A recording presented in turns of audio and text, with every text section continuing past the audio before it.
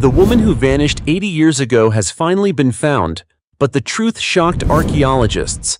What would happen if a secret buried for hundreds or even thousands of years were suddenly brought back into the light? What would happen if a set of unidentified human remains could change what history has recorded for generations?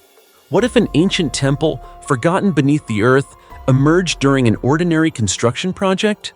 Or what if a story that the entire world had accepted as truth for years turned out to be nothing more than a misunderstanding? History is filled with mysteries like these. There are tombs that people searched for over 2 centuries before finally finding them. There are artifacts that lay untouched beneath desert sands for thousands of years before being discovered by pure chance. And there are skeletal remains that seem to have already told their entire story, only for modern science to reveal a completely different truth. Hello everyone, and welcome to Ancient History, where one mystery after another from the past is brought back to life. Have you ever wondered how many secrets of the ancient world are still hidden beneath the ground? How many kings, warriors, temples, and entire civilizations have vanished, yet we still do not fully understand who they were or what happened to them? If so, stay with me until the end of this video, because today, we are going to explore some of the most astonishing archaeological discoveries ever made. Mysteries that puzzled scientists for years, and truths that have only recently begun to emerge. From a legendary general who served under Napoleon, to a 2,200-year-old pharaoh-era temple on the banks of Egypt's Nile River, to the famous pair of skeletons once regarded as a symbol of eternal love in Italy. What makes these discoveries so fascinating is that the closer researchers get to the answers, the more new questions they uncover. So which secrets have finally been solved? Which mysteries remain unanswered? And which discovery might completely change the way you view history? Are you ready to find out? If so, let's begin our journey of discovery right now. The traces of a woman who disappeared 80 years ago, inside an ancient tree. My friends, throughout human history, countless mysteries have left investigators, scientists, and the public struggling to find answers. Some cases seemed as though they could be solved within days, only to remain unsolved for decades. Some deaths left behind numerous clues, yet the deeper investigators looked, the more confusing everything became. And then there are stories so strange that upon first hearing them, people assume they are nothing more than urban legends invented to frighten others. But perhaps the most unsettling truth is that some of these stories are completely real. The story we are exploring today is a perfect example. To truly understand it, however, we must travel back in time to England during the dark years of World War II, where a horrifying discovery in a remote woodland gave rise to one of the most famous mysteries in British history. Now, imagine yourself walking through a silent forest. Ancient trees covered in moss stand tall amid a cold blanket of mist. You would never suspect that inside one seemingly harmless hollow tree lay a terrifying secret hidden for years. Everything began in April 1943. At the time, the war was raging across Europe. The British people lived with shortages and faced constant air raids from Nazi Germany. Against this backdrop, a group of boys sneaked into Hagley Wood to hunt birds and search for nests in hopes of finding extra food. What started as an ordinary childhood adventure soon turned into something that would change one of their lives forever. One of the boys climbed a large old tree and discovered something horrifying. Hidden deep inside the hollow trunk was a human skull. At first, he thought it was some strange object or a piece of oddly shaped wood. But upon closer inspection, the hair still attached to the skull and the faint traces of a human face left the boys frozen in shock. Fear immediately consumed them. The children fled the scene, carrying the terrifying secret with them. But secrets rarely stay buried forever. Only a few days later, police arrived at the forest and discovered the complete skeletal remains of a woman hidden inside the hollow tree. From that moment on, a haunting question emerged. Who was this woman? Why had her body been placed inside a tree in such a bizarre manner? And perhaps most importantly, who had done it? At first, investigators believed they would quickly solve the case. Instead, every lead ended in a dead end. The victim carried no identification. No one came forward to identify her. No missing person report matched her description completely. All that remained were a few worn pieces of clothing, a cheap wedding ring, and countless unanswered questions. Then the case took an even stranger turn. Only a few months after the body was discovered, mysterious messages began appearing on walls around Birmingham. Under the cover of darkness, someone wrote a question that would capture the attention of the entire nation. Who put Bella in the witch elm? But who was Bella? Was that truly the victim's name? Did the person who wrote the message know something the police did not? Was it the killer, a witness, or someone attempting to send a secret message? From that point forward, the investigation became more than a murder case. It evolved into a maze of rumors, bizarre theories, and unverified secrets. Some believed Bella was a German spy operating secretly in Britain during the war and had been eliminated after a mission went wrong. Others believed she had been the victim of an ancient occult ritual linked to witchcraft. Some even suggested that the entire affair was connected to an international espionage network operating within Britain itself. What made the story even more fascinating was that, over the decades, new witnesses continued to emerge. Mysterious letters were sent to newspapers. Partial confessions appeared and then vanished. Classified files were declassified. And each time, people believed the mystery was finally about to be solved. Yet every lead disappeared back into darkness. Even today, more than 80 years after the skeleton was discovered, messages asking about Bella occasionally appear, as if reminding the world that the secret has never truly been buried. Modern researchers have employed advanced scientific techniques, from facial reconstruction to statistical probability modeling, in an effort to uncover the truth. Yet the results have produced only possibilities, theories, and an endless series of unanswered questions. So who was Bella really? A wartime spy? The victim of a cold-blooded killer? Or an unidentified woman caught up in secrets she never had the chance to tell? What happened in Hagley Wood on that fateful night? And why, after nearly a century, has no one been able to provide a definitive answer? Together, we will follow every remaining clue, examine the most controversial evidence, explore the most chilling theories, and uncover the unresolved secrets surrounding a case often described as one of the greatest mysteries in British history. Prepare yourselves, because what you are about to hear is not merely the story of an unsolved murder, it is a journey into a mystery that has haunted generations for more than 8 decades. As you may have guessed, once police secured the scene and began their investigation, they quickly realized that this was no ordinary case. Inside the hollow tree were the heavily decomposed skeletal remains of the mysterious woman. Nevertheless, enough evidence remained for forensic experts to draw several important conclusions. The victim was believed to be approximately 35 years old and about 4 feet 11 inches tall. She also had a distinctive dental feature, 2 noticeably crooked front teeth. Under normal circumstances, this should have been a valuable identifying characteristic. Unfortunately, none of the thousands of missing person records from that era matched her description. Even more unusual was the position of the body. According to forensic specialists, the woman's body must have been placed inside the tree shortly after death. Had several hours passed, rigor mortis would have made it nearly impossible to fit the body into such a confined space. This suggested that the killer had both time and planning. Whoever committed the crime knew exactly where to hide the body and believed no one would ever discover the secret. Yet fate had other plans. During a closer examination, investigators found a piece of peach-colored taffeta fabric inside the victim's mouth. This immediately raised suspicions that she had been gagged or suffocated before her death. If true, it would clearly indicate a deliberate murder. However, with war raging across Europe, investigative resources were severely limited.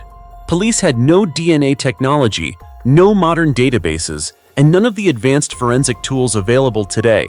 They possessed only scattered pieces of a puzzle that seemed impossible to complete. Then, just as the case began fading from public attention, something extraordinary happened. One morning, residents of Birmingham discovered a message written in white chalk on the wall of a building. Who put Bella in the witch elm? The question shocked the public. Until then, police had no idea what the woman's name might have been. So who was Bella? What did the writer know? Was the message written by the killer mocking investigators, or by a witness who had never come forward? Even more unsettling, similar messages continued appearing in various locations for years afterward. Each time they surfaced, the mystery of Bella returned to public attention. Like a ghost that refused to disappear, the question kept coming back, reminding everyone that the answer was still somewhere out there. Imagine how it would feel if, in your own city, mysterious messages about an unsolved murder kept appearing decade after decade. That is exactly what people throughout the Midlands experienced. As time passed, numerous theories emerged. One of the most famous suggested that Bella was a German spy secretly operating in Britain during World War II. It sounds like the plot of a Hollywood espionage thriller, but it was not entirely unreasonable. At the time, the Midlands served as a major center for British weapons and military aircraft production. Information about defense factories in the region would have been extremely valuable to Nazi Germany. If Bella truly was a spy, she may have been part of an intelligence-gathering network and later murdered after a mission failed. This theory gained additional attention when wartime intelligence records were declassified many years later.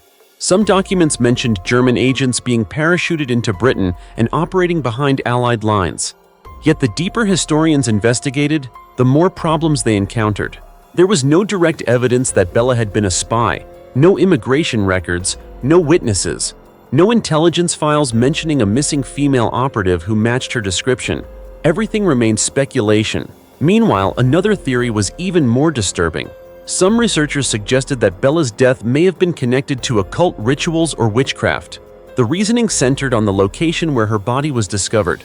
In many European folk traditions, ancient trees were believed to house spirits or play a role in ancient ceremonies. When additional bones were reportedly found scattered near the scene, some people began associating the case with mysterious sacrificial rituals.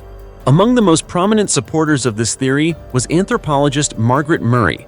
She believed that placing the body inside the tree may have carried ritual significance rather than simply being an attempt to hide a corpse. Not everyone agreed. Many experts argued that the witchcraft theory distracted attention from the simplest explanation. Bella may have been the victim of an exceptionally ruthless murderer, and perhaps that possibility is the most frightening of all. Because if this was indeed an ordinary murder, it means the killer escaped justice for more than 80 years. No one knows who he was. No one knows whether he is dead or alive. No one knows his true motive. As the years passed, generations of investigators retired. Important witnesses died. Records were lost. And perhaps most shockingly, Bella's skeletal remains themselves mysteriously disappeared from storage. Yes, the only remains that modern DNA technology might have used to solve the case could no longer be located. When researchers attempted to trace them, they discovered that no one knew exactly where the remains had been moved. A mystery had emerged from within a mystery. In 2018, facial reconstruction specialists created what is believed to be the closest possible likeness of Bella using the surviving data. The hope was that someone might recognize her face from old family photographs or forgotten keepsakes stored away in an attic. But once again, no one came forward. No one recognized her. No one knew who she was. And even today, the question written on walls more than 80 years ago continues to echo in the minds of those fascinated by historical mysteries. Who was Bella? Who placed her inside the tree? Was she a wartime spy, the victim of an occult ritual, or simply an innocent woman who fell into the hands of an unidentified killer? Perhaps the truth still lies hidden somewhere, in dusty archives, in the fading memories of a final witness, or in secrets buried by time itself. And until that answer emerges, Bella will remain one of the most haunting and enduring mysteries in British history. By now, I imagine you're feeling a chill down your spine as well, aren't you? The pair of skeletons holding hands in an ancient Italian tomb that misled the world for 1,500 years. If one day you came across two skeletons lying side by side in an ancient tomb, their hands still tightly clasped together, despite having rested there for more than a millennium, who would you assume they were? Most of you would probably think they were lovers, wouldn't you? That was exactly what many people around the world believed when archaeologists discovered a remarkable burial site in the city of Modena, in northern Italy, in 2009. The image of two skeletons lying close together with their hands intertwined quickly captured the public's imagination and was widely regarded as one of the most romantic discoveries in modern archaeology. However, more than a decade later, when modern science finally provided an answer, the truth turned out to be far more surprising than anyone had expected. You see, from the moment it was discovered in 2009, this ancient tomb became a major focus of attention among researchers. The two individuals had clearly been buried together intentionally. Although time had damaged many parts of their skeletons, the position of their clasped hands remained almost perfectly preserved. It was this touching image that inspired researchers to give them the emotional nickname, the Lovers of Modena. What many people did not realize, however, was that behind this romantic title lay a problem that scientists struggled to solve for years. The remains were in such poor condition that determining their sex using traditional archaeological methods was nearly impossible. The skeletal features normally used to identify biological sex had been severely damaged after centuries beneath the ground. As a result, despite numerous theories, no one could say with certainty whether the individuals were male or female. The mystery remained unsolved for more than a decade. Then researchers applied a new scientific technique based on analyzing traces of proteins preserved in tooth enamel. This modern method made it possible to determine biological sex even when DNA was no longer sufficiently preserved. The results stunned the international archaeological community. The famous pair of skeletons, long regarded as a symbol of love transcending time, were actually both men. This discovery immediately transformed the way scholars viewed the famous Modena burial. Yet instead of closing the case, it opened the door to even more questions. If they were not a man and a woman, as people had long assumed, then what was the true relationship between these two men? According to researchers, the two adult males were intentionally buried while holding hands, suggesting that they shared a very special bond. Italian scholar Federico Lugli proposed that they may have been brothers, cousins, or close relatives from the same family. Another theory that has attracted considerable attention among experts is that they may have been warriors who fought side by side and died in the same battle. What makes this possibility especially intriguing is that the excavation site where the tomb was discovered is believed to have been a cemetery for fallen soldiers. This detail gives additional weight to the warrior theory. Perhaps they endured brutal battles together, faced dangers side by side, and were ultimately buried next to one another as a symbol of their deep connection. Researchers from the University of Bologna in Italy believe that this discovery is extremely important for understanding burial customs on the Italian peninsula between the 4th and 6th centuries AD. The findings suggest that funerary practices during this period may have been far more complex and meaningful than scholars once imagined. Unfortunately, even today, the true identities of the two men remain unknown. We do not know their names, we do not know how they lived, and we do not know what circumstances led to their burial in such an extraordinary position. But one thing is certain: the tomb discovered in Modena, Italy, in 2009 has become one of the most fascinating archaeological mysteries in the world. You see, ancient skeletons do not merely tell us stories about death. They remind us that behind every grave lies a human story, a story of family, loyalty, friendship, or a bond so powerful that it continues to spark curiosity more than 1,500 years later. And perhaps beneath the ancient soil of Italy, there are still other secrets waiting to be uncovered. Secrets that may once again challenge what we believe to be true. What do you think? Personally, I believe the chances are very high, because the ancient world hidden beneath the earth remains deeply mysterious. And when it comes to what may still be waiting underground, we can never truly know what surprises lie ahead. The Egyptian tomb forgotten for thousands of years beneath mud and water. My friends, what do you think would happen if an ancient Egyptian tomb, buried beneath water and mud for thousands of years, were suddenly opened before the eyes of modern humanity? Would it contain nothing more than the decayed remnants of a distant past? Or could it be hiding secrets powerful enough to shake the world of archaeology? If you do not yet have an answer, then join me as we step into one of the most unusual and astonishing discoveries ever recorded in the land of the pharaohs. That place is Gebel el-Silsila, a famous archaeological site located along the legendary Nile River. This remarkable discovery was documented in the acclaimed Channel 5 documentary, Egypt's Tomb Hunters. It was here that archaeologist John Ward discovered the entrance to a mysterious chamber that had remained hidden for centuries. However, the doorway to the past was blocked by murky water, preventing anyone from knowing what lay inside.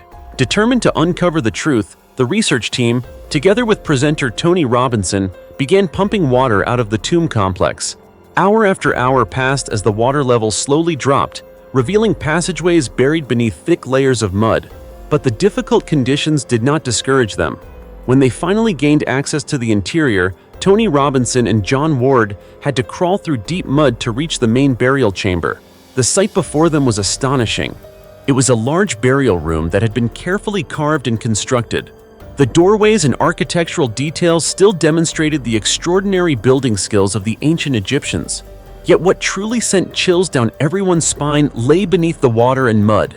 While examining the chamber, Tony Robinson realized that much of what remained of the bodies once buried there had become mixed together with the mud and water. He described the scene as resembling a disturbing human soup.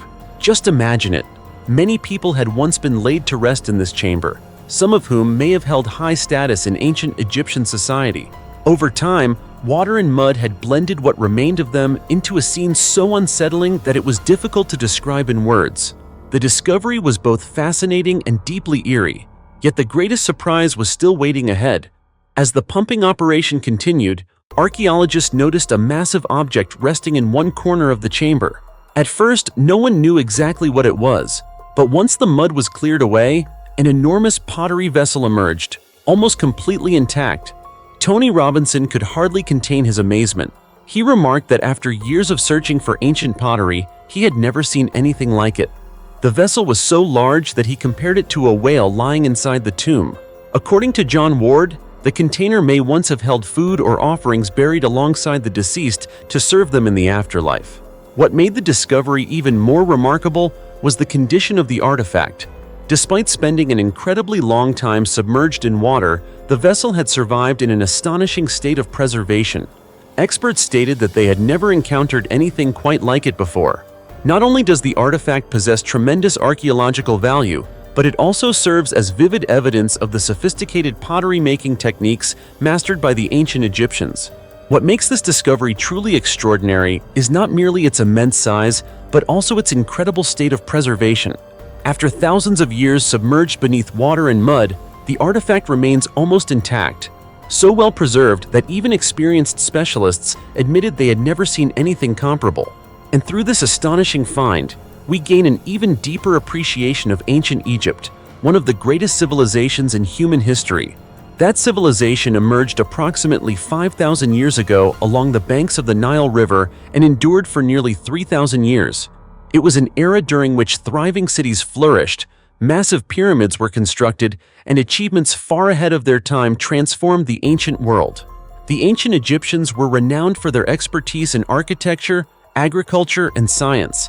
They developed a calendar based on the movement of the sun and created hieroglyphic writing, one of the earliest writing systems in human history. Their kings and queens, known as pharaohs, commissioned enormous tombs that were once considered among the largest structures on Earth. Perhaps most importantly, the ancient Egyptians held a profound belief in life after death. They worshipped approximately 2,000 different gods and believed that the soul would continue to exist in another world after death. Because of this belief, individuals of high status were often mummified and buried alongside valuable possessions to prepare them for their journey into the afterlife. Yet despite once ruling a powerful empire that stretched across vast territories, this magnificent civilization eventually declined for many reasons, ranging from wars with rival empires to devastating famines that lasted for centuries. But the biggest question still remains: was this giant vessel the only artifact hidden within the darkness of the tomb?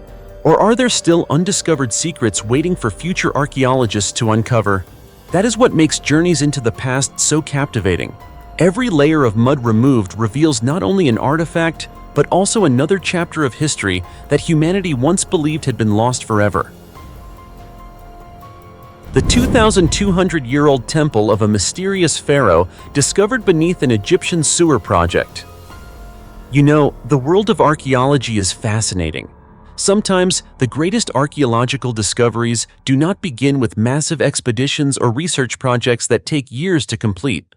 Instead, they appear at the most unexpected moments, right in the middle of the most ordinary everyday tasks. And the story that unfolded in Sohag Province, southern Egypt, in 2019 is a perfect example, one that astonished the entire world. At the time, local workers were carrying out what seemed like a routine job, digging a new sewage drainage system. Everything was proceeding according to plan until the excavators unexpectedly struck an ancient stone structure buried deep beneath the ground. At first, no one knew exactly what had been uncovered.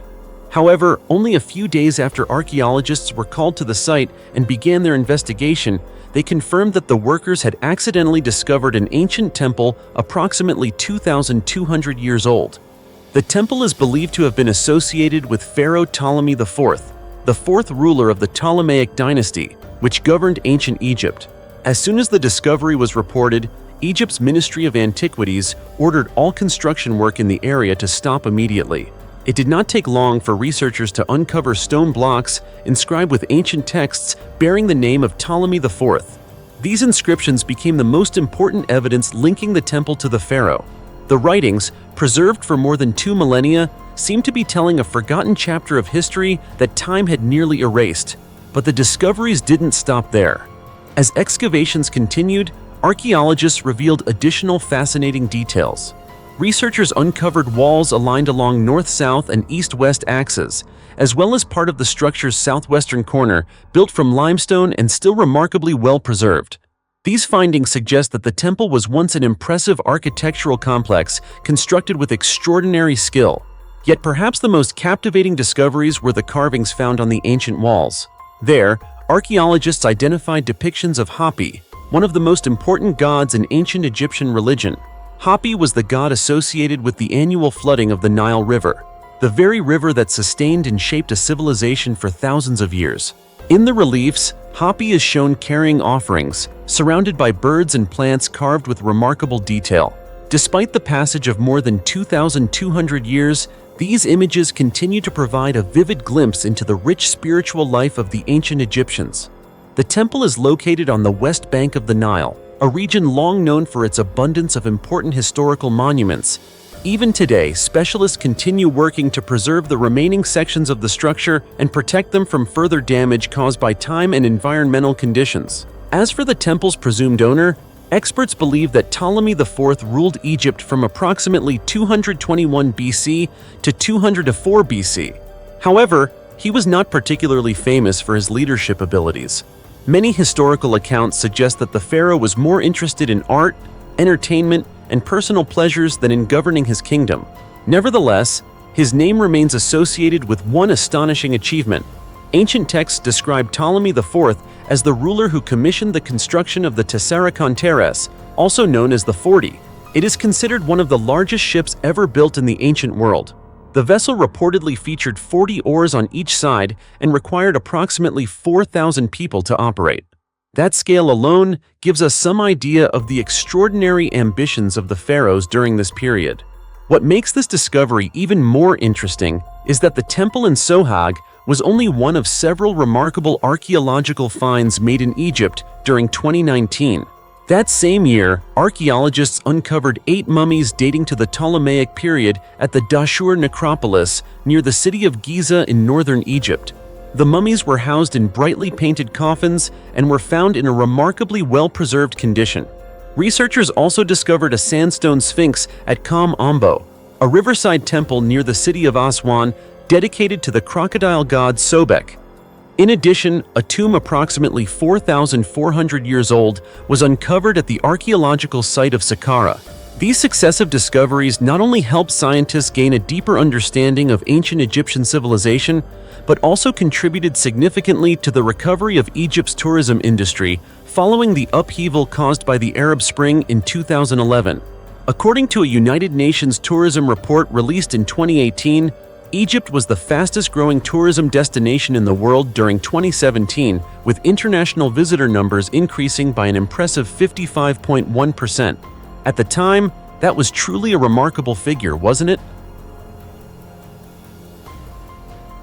A mysterious bloodstain clung to a golden mask for 1,000 years. Scientists were stunned when they discovered the truth. The story began in the 1990s when archaeologists working on the Sunken archaeological project excavated a massive ancient tomb. What they did not expect was that more than 39 feet beneath the surface lay the resting place of a powerful figure from the Sunken civilization, a culture that thrived in Peru between the 9th and 14th centuries. Yet what captured the world's attention was not the enormous quantity of grave goods or the wealth of the deceased. Instead, it was a golden mask carrying a mystery that had never been fully explained. When the mask was brought to the surface, researchers noticed that its exterior still bore a layer of dark red pigment. At first, this was assumed to be nothing more than traces of cinnabar, a rare mineral frequently used by elite members of ancient societies during sacred ceremonies. But then a question emerged that left everyone puzzled. How could a red coating only about 0.04 to 0.08 inches thick remain firmly attached to a gold mask after being buried underground for more than 1,000 years without fading away? What seemed like a simple question soon launched one of the most fascinating archaeological investigations of recent decades. Scientists decided to use the most advanced technologies available to analyze the composition of the mysterious red layer. The results left them speechless. But before revealing that secret, let's take a closer look at the strange scene inside the tomb. You see, the skeleton of the powerful man had been covered in a brilliant red substance and was buried face down in an unusual position. Even more striking was the fact that his skull was not attached to the rest of his body. Instead, it had been separated, positioned upright, and fitted with the mysterious red-colored mask. Surrounding him were more than a ton of grave goods, along with the remains of several other individuals, including 2 young women positioned as though one were giving birth while the other assisted in the delivery, as well as 2 small children placed above them in crawling poses. Together, these elements created a scene that was both solemn and unsettling. It felt less like an ordinary burial and more like a profound spiritual ritual that we still do not fully understand today. Have you ever wondered why the Sunken people arranged everything in such a peculiar way? Were they trying to send a message to the afterlife? Or was this part of a ritual intended to help the deceased be reborn? The answer began to emerge when chemists at the University of Oxford analyzed the red coating using advanced scientific techniques. What they discovered was something no one expected. The ancient pigment contained not only cinnabar, but also traces of human blood proteins and proteins from egg whites. In other words, the red substance that had remained attached to the golden mask for more than 1,000 years was actually made from a mixture containing real human blood. This discovery immediately revived long-standing theories about Sunken beliefs concerning rebirth after death. According to archaeologists, the color red symbolized vitality, strength, and the flow of life itself. Covering the deceased and ceremonial objects with blood may have been seen as a way of transferring life force and energy to the dead as they journeyed into another world. Yet the deeper researchers investigated, the more mysterious the story became. Whose blood was used? Under what circumstances was it collected? And were the bloody sacrificial rituals once practiced by the Sunken civilization connected to this unusual coating? To better understand the significance of the mysterious red pigment, we must travel back more than 1,000 years to a time when the Sunken civilization was flourishing along Peru's northern coastline. This society was renowned for its sophisticated metalworking, elaborate religious ceremonies, and powerful belief in the spiritual world. For the Sunken people, death was not an ending. It was simply the doorway to another journey. Perhaps it was this belief that led the powerful man buried in this tomb to receive a funeral ritual unlike any other. As archaeologists continued studying the site, they realized that every detail within the tomb had been arranged deliberately. Nothing appeared to have been left to chance. The skeleton was covered in bright red pigment, seemingly symbolizing life continuing beyond death. The skull had been separated from the body and adorned with the golden mask, as though the deceased continued to watch the world from beyond. Around him were exquisitely crafted luxury items that reflected his exceptionally high social status. Yet what drew the greatest attention from experts was the presence of the other human remains. 2 young women had been positioned to resemble a woman in labor and a midwife assisting with childbirth. Above them were 2 young children posed as if they were crawling. For many researchers, this was not simply an unusual burial arrangement. It may have been a powerful symbol. Think about it. A powerful man has died. Around him are images associated with birth and the beginning of new life. Could the Sunken people have been attempting to represent a cycle connecting death and life? Did they believe that this leader would be born again in another world? That is precisely the theory that many archaeologists have supported for years. And the discovery of human blood within the red pigment appears to provide additional evidence supporting that interpretation. According to researchers, the color red may have represented blood itself, something regarded as the source of life in many ancient cultures. When blood was mixed with cinnabar and applied to a body or ceremonial object, it may have symbolized the transfer of vitality and power to the deceased during the process of rebirth. What makes this particularly interesting is that this is not the first time scientists have uncovered evidence linking human blood to Sikan rituals. Previous studies have suggested that the Sikan people practiced sacrificial ceremonies. Some excavated skeletons display deep cuts across the neck and chest, indicating that blood may have been intentionally collected during religious rituals. For that reason, many experts were not entirely surprised to find traces of human blood on the golden mask. What truly astonished them, however, was the extraordinary preservation of the coating. After more than 1,000 years underground, the protein traces remained intact enough to be identified by modern scientific instruments. This suggests that the Sikan may have possessed a remarkable understanding of materials, knowledge that we may have underestimated for far too long. Mixing cinnabar with egg whites may not only have helped the pigment adhere more effectively, but may also have created a natural protective layer that preserved the color for centuries. If this theory is correct, Sikan artisans may have unintentionally developed a preservation formula far more advanced than we have traditionally attributed to ancient South American civilizations. Yet even here, a new mystery emerges. If the red coating symbolized rebirth, why was the man's skull separated from his body? Why was he buried face down rather than on his back, as was common in many burial traditions? And why were the women and children arranged around him in such a mysterious composition? To this day, no one can provide a definitive answer. But what about you? Can you think of an explanation? If you have a theory, don't hesitate to leave it in the comments below so we can discuss it together. The one-legged skeleton found in Russia and the 207-year mystery of the tiger general mourned by Napoleon. Did you know that for more than 2 centuries, the fate of one of Emperor Napoleon Bonaparte's most talented generals remained a mystery that puzzled historians? He was a man who fought across Europe, achieved countless military victories, and was regarded by Napoleon not only as a trusted commander, but also as a close friend from childhood. Yet after he fell on the battlefields of Russia in 1812, the final resting place of this legendary general seemed to disappear from history.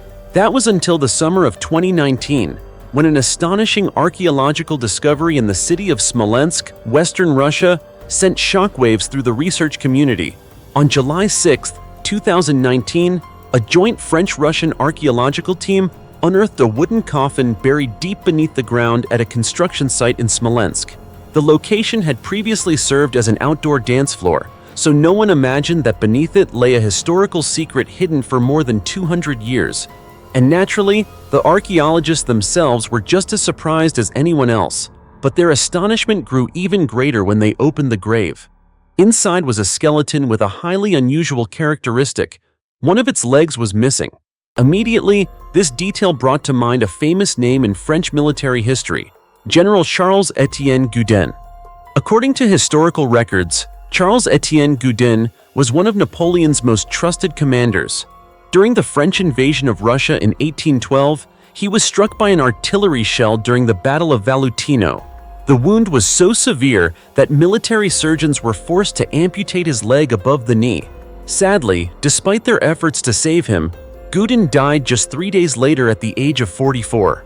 When experts examined the skeleton discovered in Smolensk, they noticed that the missing leg matched historical descriptions perfectly. Not only that, but several other injuries found on the skeleton corresponded closely with wounds Gudin was known to have suffered during his years of military service. Marina Nestorova, the leader of the excavation team, later stated that she had a powerful feeling from the very first moment she saw the remains. According to her, she almost immediately believed that the team had found Charles-Étienne Gudin himself. Of course, scientists do not rely on intuition alone. DNA testing was quickly conducted to verify the identity.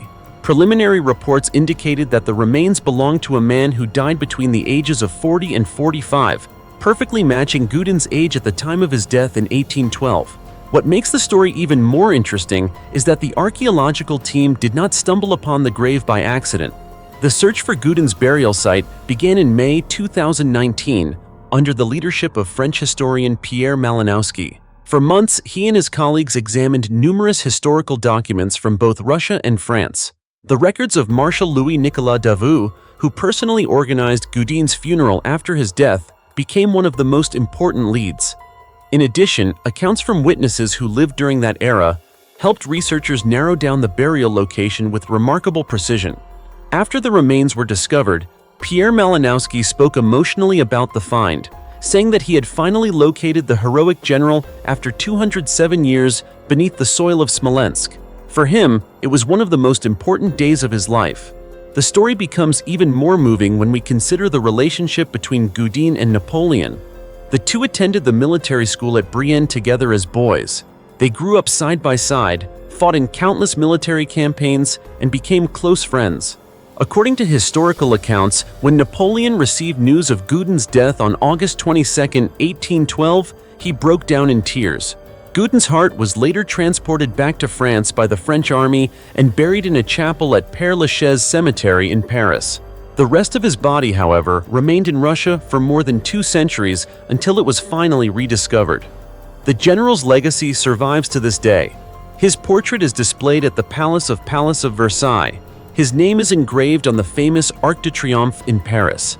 And a street in the French capital also bears the name Charles-Étienne Gaudin. It is fair to say that the discovery in Smolensk did far more than solve a historical mystery that had endured for more than 200 years. It opened a window into the final days of Napoleon's empire. A one-legged skeleton lying silently beneath the soil of Russia told a story of friendship, loyalty, and the tragedies of one of the most famous wars in human history. Quite fascinating, isn't it? Isn't it? Ice Age mammoth fossils reveal secrets of prehistoric times. Around 200,000 years ago, a spectacular and mysterious scene unfolded near the town of Swindon, where the massive bones of mammoths were unearthed, including 2 adults, 2 juveniles, and 1 calf. These enormous animals, each weighing up to 10 tons, left behind evidence of a time when humans and giant creatures lived side by side under harsh environmental conditions. This discovery is not only a remarkable glimpse into natural history, but it also reveals a fascinating connection between Neanderthals and the wildlife of the Ice Age. Discovered at a quarry site, the area contained not only mammoth fossils, but also evidence of many other giant animals, including giant deer with antlers stretching more than 33 feet in length. These creatures lived and evolved alongside dung beetles, small insects that relied on the waste of large animals for both food and shelter. In addition, pollen samples, seeds, and plant fossils, including species that are now extinct, have been exceptionally well preserved at the site. Together, these findings provide valuable clues about Ice Age ecosystems and help us better understand how our ancient ancestors survived in such challenging environments. Neanderthals, an extinct human species that once inhabited this region, were forced to adapt to a harsh climate. As temperatures dropped, they migrated farther south in search of more favorable conditions. Archaeologists have uncovered stone tools used by Neanderthals and have even found evidence of butchering marks on some of the bones. This suggests that Neanderthals may have hunted these gigantic mammoths. What has impressed scientists the most, however, is the rarity of finding mammoth skeletons in such an intact condition. These remarkably preserved remains not only provide a clearer picture of Ice Age animals, but also raise intriguing unanswered questions. Were these mammoths swept away by a massive glacial flood? Or were they actually the victims of intense hunting by Neanderthals themselves? Even today, the mystery remains unsolved, continuing to captivate archaeologists and researchers around the world. Rare animal bones extinct, thousands of years ago, found in an ancient Chinese royal tomb. Chinese archaeologists have discovered the first complete skeleton of a giant panda in the tomb of a Han Dynasty emperor dating back more than 2,000 years. The tomb is located in the city of Xi'an, in Shanxi Province, China. According to researchers, the animal may have been sacrificed and buried alongside Emperor Han Wendi in 157 BC as a symbol of power and status. Previously, the skull of a giant panda had been found in another Han Dynasty tomb, while only parts of the animal's body were discovered in the burial pit associated with the tomb. However, this marks the first time that a complete panda skeleton has been found buried in such a manner. The burial of a giant panda alongside the emperor is believed to have carried symbolic meaning, suggesting that the animal would accompany Emperor Han Wendi, who ruled from 180 BC to 157 BC into the afterlife. Hu Song-mei, an archaeologist at the Shanxi Academy of Archaeology, stated that this is the first complete giant panda skeleton ever discovered in an emperor's tomb. She noted that archaeologists had previously found the panda's skull in the tomb of Emperor Han Wendi's mother in 1975, but no traces of the rest of the skeleton were uncovered at that time. In addition, archaeologists have discovered a wide variety of wild animals in royal tombs throughout Shanxi province. They believe this practice symbolized the status and prestige of Han Dynasty rulers. Hu explained that her team also found the skeleton of an Asian tapir in the tomb. This rare forest animal became extinct in China approximately 1,000 years ago and is currently listed as an endangered species by the International Union for Conservation of Nature. Tigers and Tibetan cattle were also found buried alongside emperors. Meanwhile, the tombs of imperial mothers often contain the remains of red-crowned cranes, peacocks, snub-nosed monkeys, and turtles. In a previous discovery, archaeologists found the remains of an extinct gibbon species in the tomb of Lady Xia Ji, the grandmother of Qin Shi Huang, the first emperor of China. According to archaeologists, rare wild animals were typically found only in the tombs of emperors, empresses, and imperial mothers. Researchers also note that some of these animals may have been tribute offerings brought from southern China. Hu believes that the presence of multiple giant pandas in Shanxi during the Han Dynasty suggests that the region's climate was once warmer and more humid than it is today, creating ideal conditions for bamboo forests to thrive. As a result, archaeologists plan to conduct DNA analyses on the animal remains to determine where these species originated and what kinds of food they consumed. Hopefully, they will find answers in the near future. Until then, we will have to wait and see what new discoveries emerge from this remarkable mystery. 900-year-old deadly weapon. In a recent study, a team of scientists discovered fragments of a ceramic vessel that may have been an early version of the hand grenade, a weapon believed to have been used by warriors during the Crusades approximately 900 years ago. The finding has surprised researchers and sparked new discussions about the advancement of military technology in ancient times. Typically, a hand grenade requires three main components to function: a fuel source to burn, an oxidizing agent to support combustion, and a sealed container to generate the pressure necessary for an explosive reaction. The ancient ceramic vessel that was discovered features a cone-shaped design with a rounded body resembling a vase and a small opening at the top. Researchers believe this structure may have been capable of generating enough pressure to produce an explosion. In addition, scientists found traces of explosive materials inside the vessel, including a mixture of vegetable oil and animal fat, along with nitrates such as sodium nitrate, calcium nitrate, potassium nitrate, and magnesium nitrate. These substances may have been used to enhance the explosive properties of the grenade or to create secondary effects such as bright flashes of sparks. However, several questions remain unanswered, particularly regarding how the explosive materials inside the vessel could have been activated. Carney Matheson, a molecular archaeologist, has expressed doubts about the possibility of the device exploding automatically upon impact.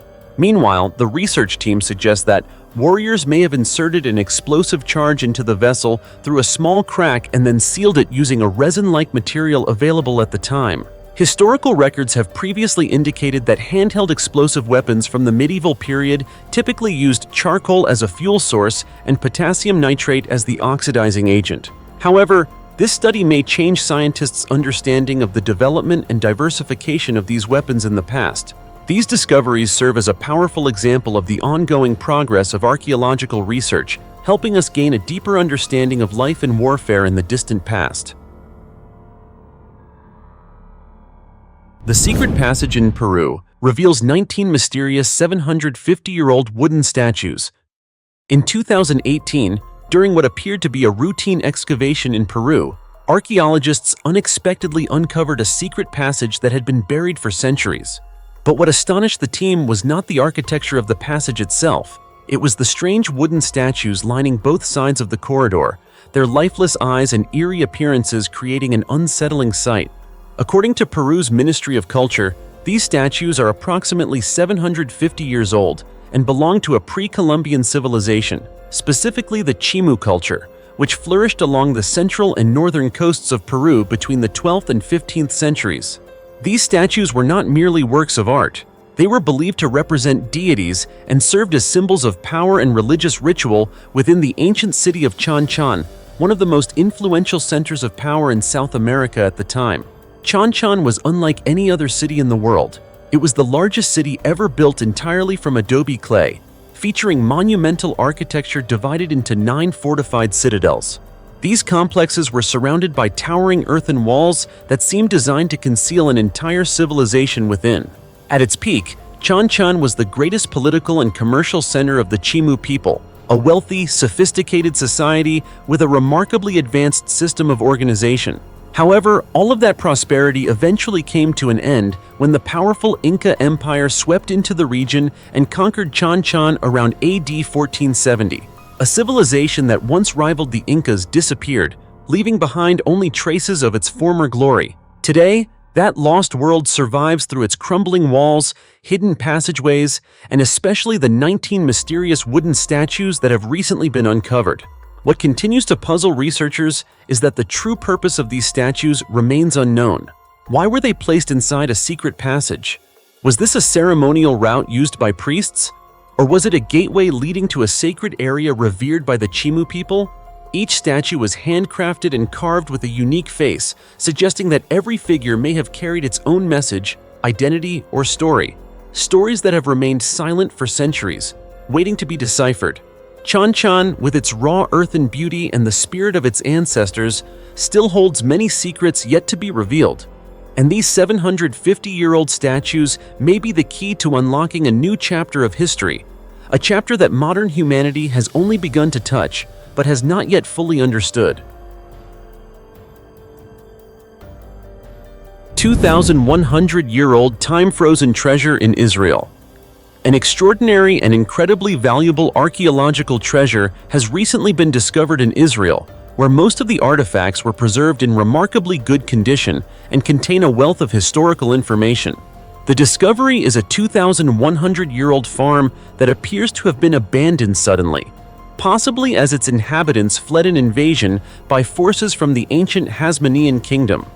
In fact, archaeologist Amani Abu Hamid, the lead researcher from the Israel Antiquities Authority, described the site as a perfectly preserved time capsule that had been effectively frozen in time. The artifacts found at the site appear as though they were left behind in the middle of daily activities by people who seemingly vanished 2,100 years ago. Intact storage jars remain in place, while loom weights used for weaving still hang from their frames. Given both their age and remarkable state of preservation, the objects discovered at this ancient farm possess exceptional historical value. Most notably, the research team uncovered agricultural tools such as iron hoes and sickles, along with coins dating back to the 2nd century BC. According to the Israel Antiquities Authority, the artifacts do not reveal a great deal about everyday life on the farm. However, the unusually large number of weaving looms suggests that textile production was a major activity there. As a result, researchers believe the farm may once have supported large flocks of sheep.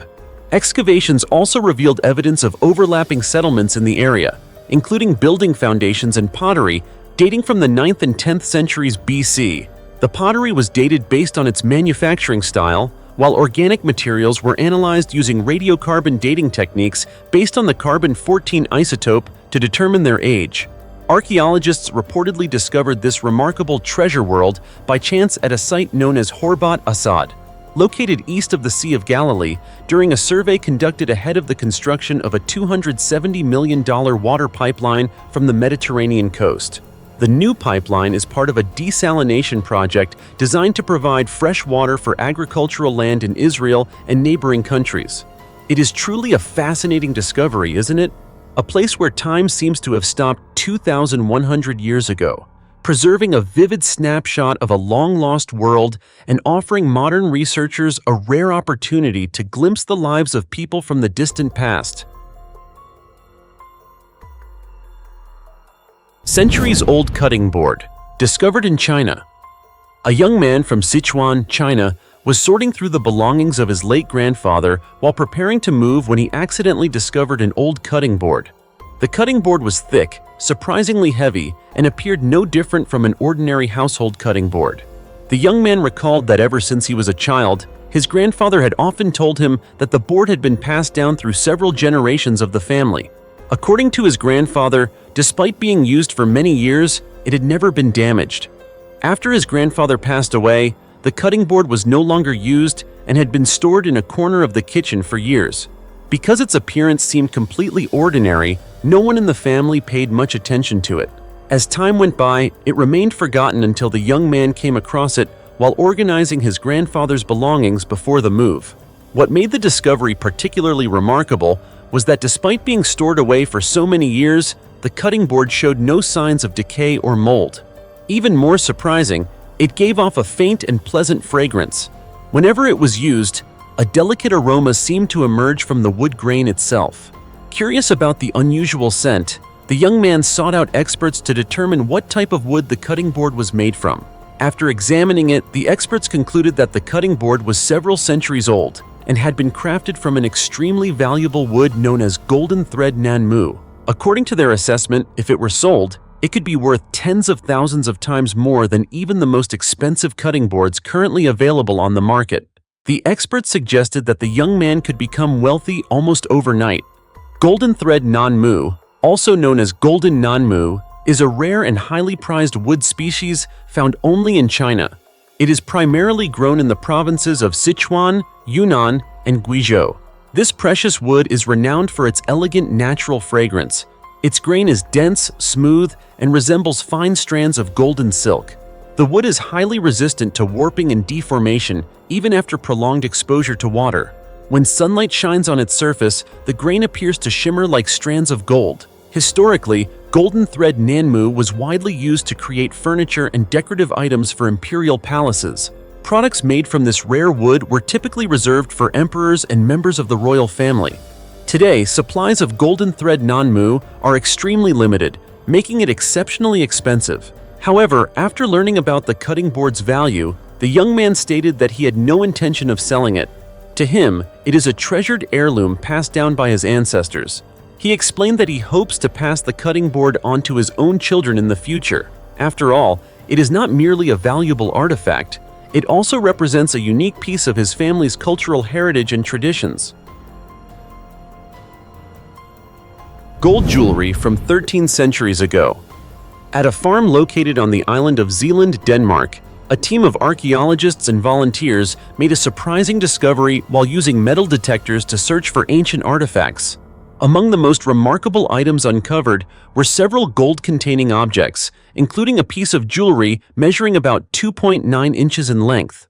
The artifact was shaped like an animal's head, featuring rounded ears and eyes, and is believed to have once been part of a necklace. What makes this find particularly significant is that it was crafted from a copper alloy.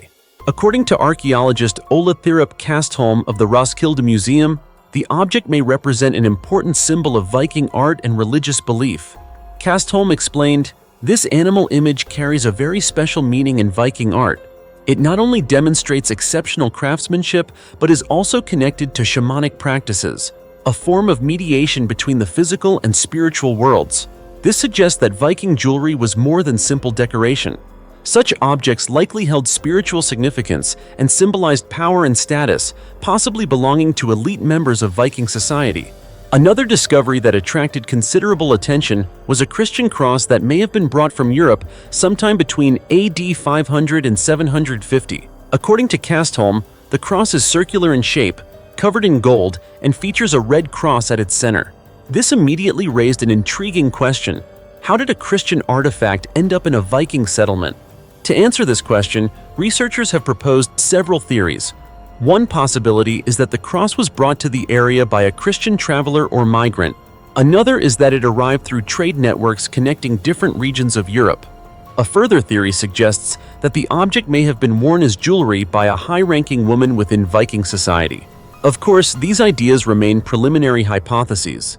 These discoveries not only raise questions about the relationship between Viking culture and Christianity, but also lead scientists to wonder why such valuable jewelry was found in what appears to have been a relatively small agricultural settlement. The answer may lie in a legendary site known as Ledre, located approximately 6.2 miles south-southeast of Vestervang, where the artifacts were discovered. According to Tom Christensen, Ledre is believed to have been the seat of Denmark's earliest ruling dynasties. Archaeological research indicates that Ledre was not only a wealthy region, but also a major cultural center that housed treasures ranging from gold and silver to precious gemstones and fine jewelry. Discoveries made there, particularly in 1850, demonstrated the area's prosperity when an enormous treasure hoard containing gold, silver, and gemstones was uncovered. The close proximity of Ledre to Vestervang may explain why such valuable jewelry appeared in what otherwise seems to have been a modest farming settlement. It is possible that these artifacts belong to individuals closely connected to the royal dynasties, people who held positions of power or served as retainers of the rulers of Ledre. The disappearing village in the Dubai Desert. Dubai is famous for its wealth and vast oil resources. However, beyond its modern skyscrapers and luxurious lifestyle, the region is also home to stories and mysteries that continue to intrigue many people, especially those connected to its vast deserts. Unlike the bustling and prosperous city, the desert surrounding Dubai is quiet, sparsely populated, and far removed from the world of billionaires and exotic sports cars. Hidden within this remote landscape lies a particularly mysterious place known as Gigi Town, though many people simply refer to it as the Ghost Town. True to its nickname, the site is surrounded by mystery. During the day, the village appears completely normal. But according to local accounts, when night falls, the entire settlement seems to vanish, leaving behind no visible trace. To the naked eye, there are almost no clues that explain this strange phenomenon, causing considerable fear among local residents. The mystery has attracted the attention of scientists, experts, and scholars, many of whom have traveled to the area hoping to uncover an explanation. Yet to this day, the phenomenon remains unresolved. At first, many visitors were skeptical of the stories. However, after witnessing the unusual circumstances for themselves, they were left astonished by what they observed. Some believe the phenomenon is merely a mirage. Others suggest that shifting desert sands bury the village at night, only for it to reappear during the day. Numerous theories have been proposed, but none have provided a definitive answer. According to local accounts, Gigi Town has existed for a very long time and was once inhabited by residents.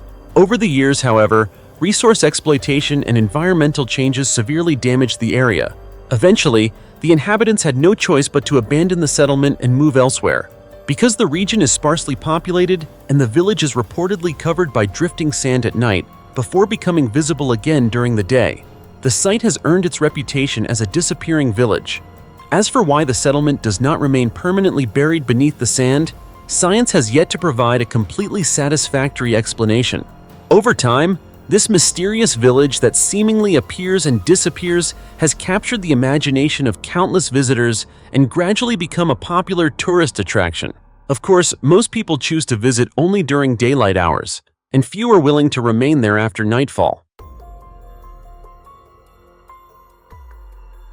The sunken warship discovered in Sweden. Beneath the calm waters of a canal near the city of Vaxholm, Sweden, two ships lay silent for nearly 4 centuries, carrying secrets that history had long forgotten. But in November 2019, fate took a dramatic turn.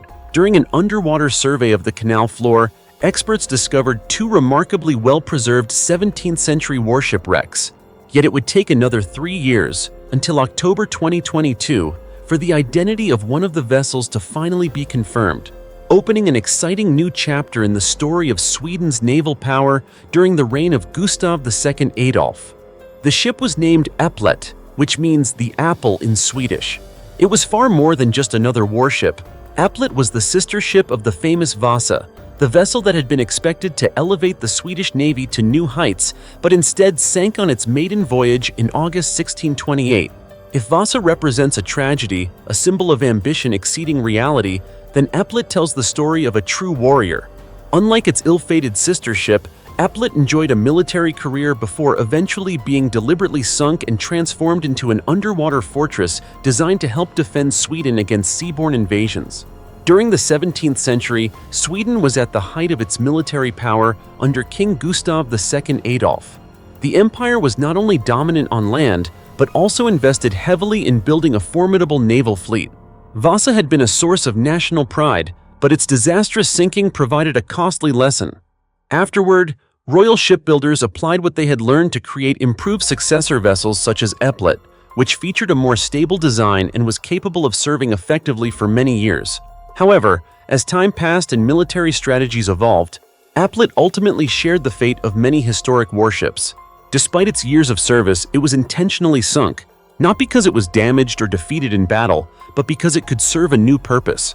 The vessel became part of an underwater defensive barrier, an invisible wall intended to block enemy fleets, particularly those of Denmark and the Netherlands, two major naval powers of the era.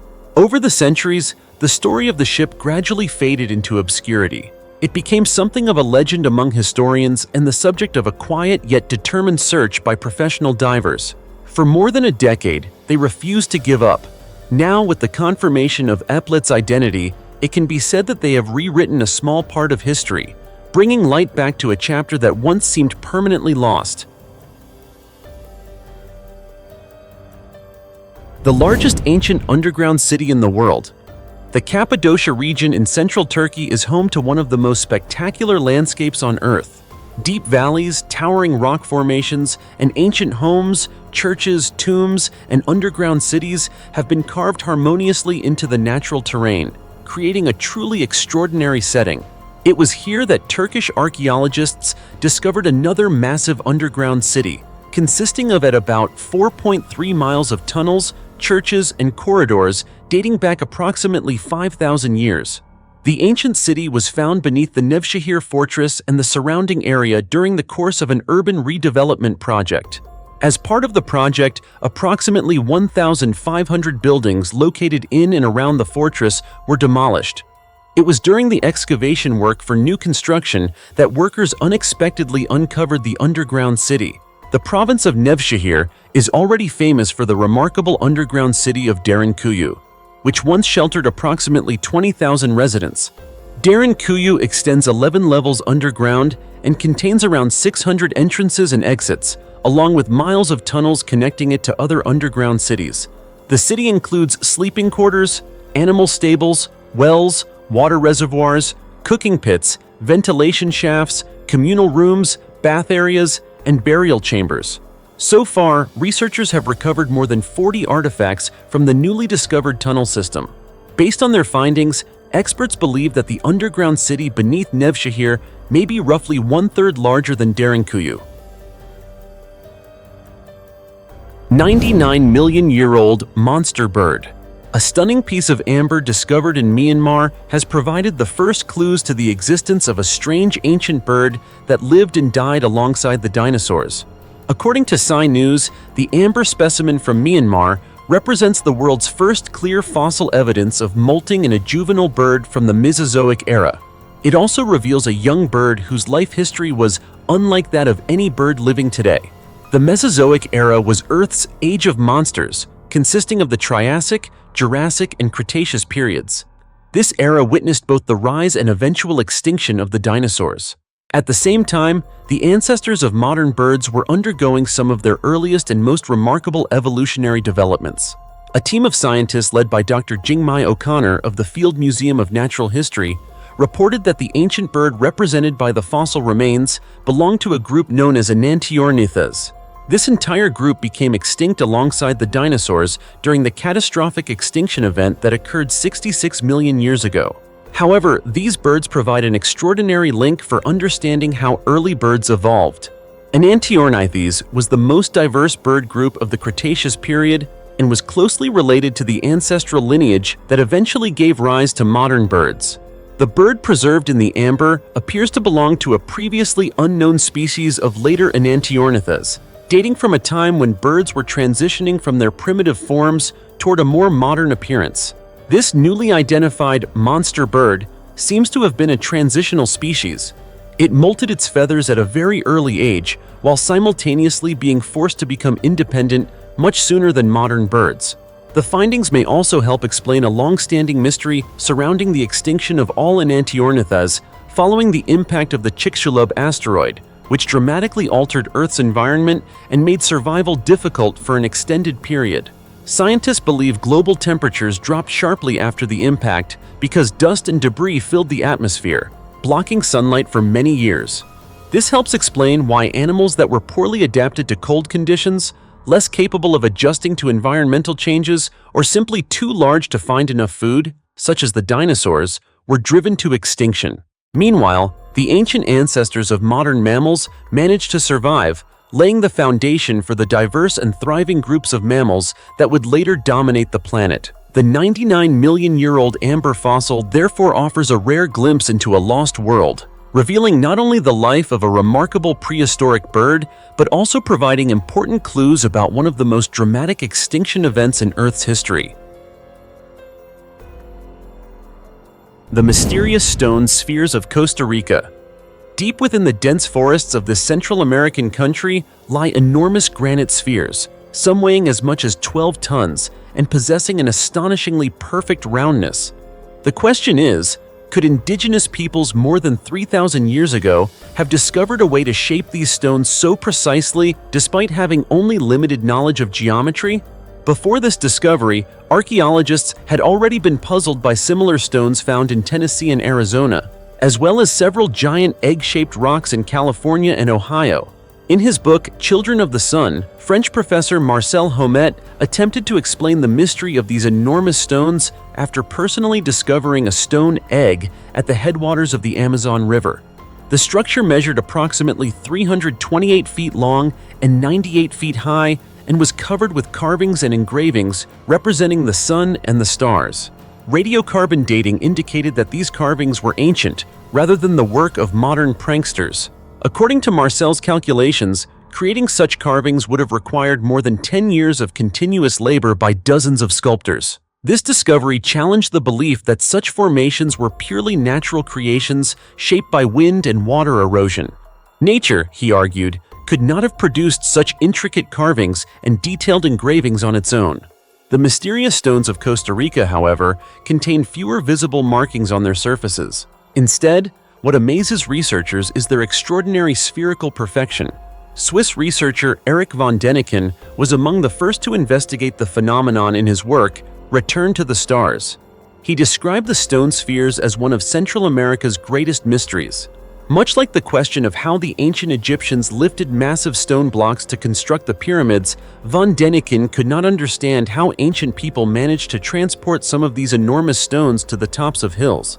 What makes the mystery even more intriguing is that Costa Rica's stone spheres are not concentrated in a single location. Instead, they are scattered across riverbanks, dense forests, and hilltops. Among the dozens of known spheres, more than half are made of granite, while the rest were carved from volcanic rock. Their sizes vary considerably, and the largest is estimated to weigh as much as 30 tons. Some are positioned directly on hilltops with remarkable precision.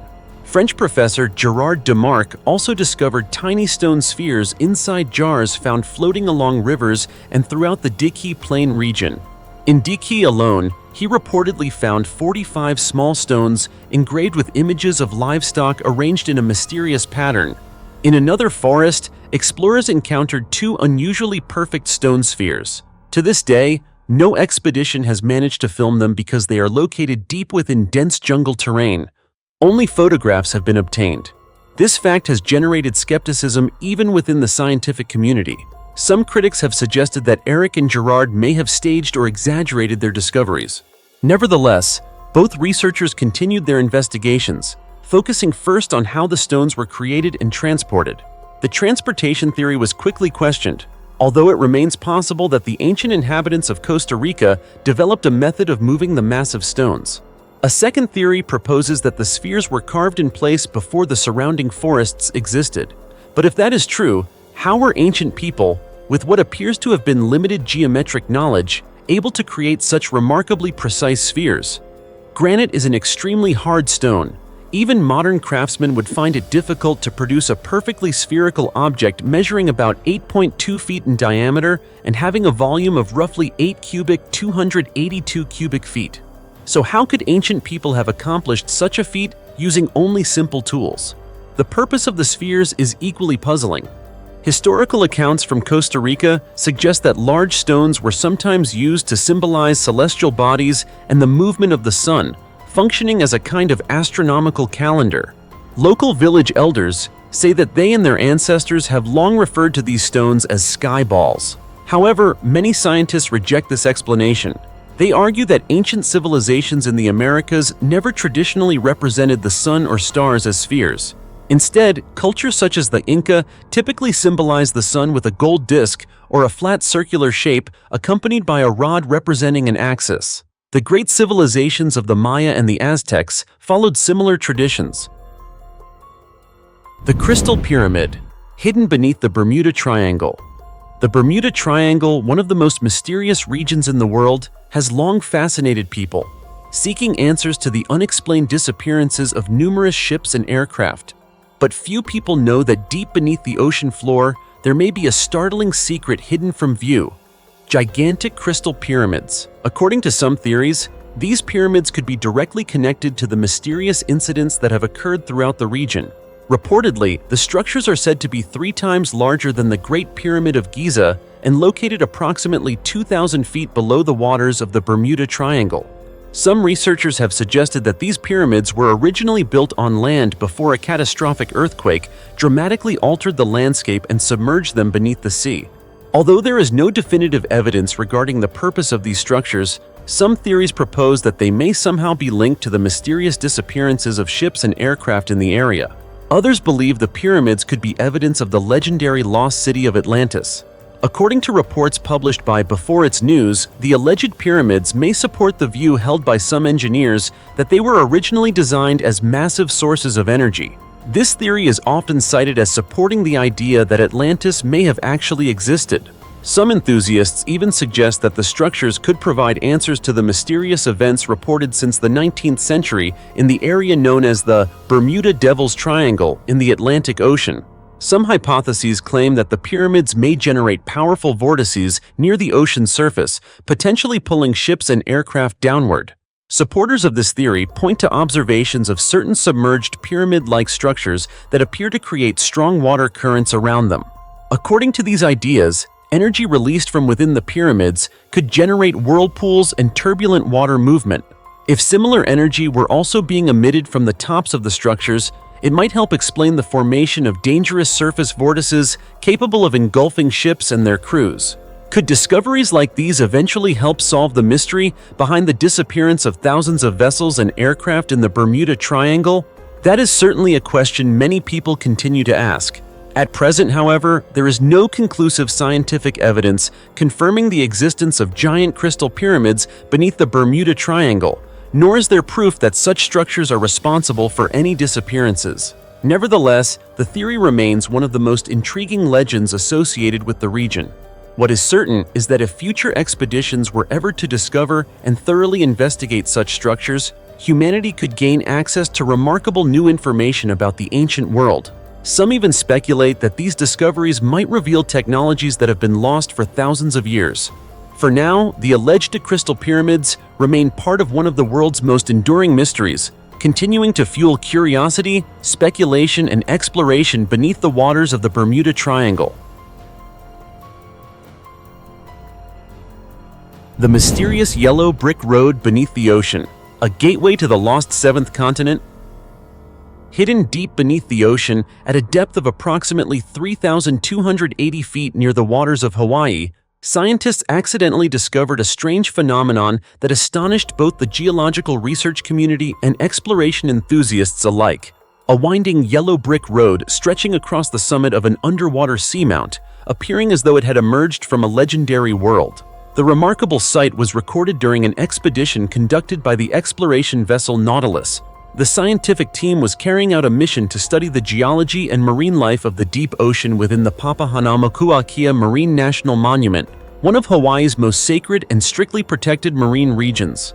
None of the researchers expected that in a place seemingly defined by eternal darkness and bizarre deep-sea creatures, they would encounter a pathway that looked strikingly similar to a brick-paved sidewalk in a modern city. The only difference was that this pathway lay on the ocean floor, In a realm untouched by sunlight, the road, distinguished by its pale golden color and neatly arranged rectangular rock formations, appeared like an ancient pathway leading toward an even greater mystery. The discovery impressed the scientists aboard Nautilus so much that some jokingly referred to it as the Road to Atlantis, the legendary sunken city of ancient Greek mythology. Footage captured by the expedition not only revealed this unusual structure, but also showcased a completely different world. Strange deep-sea creatures, resembling beings from science fiction stories, drifted around the yellow brick road, adding even more mystery to an already surreal landscape.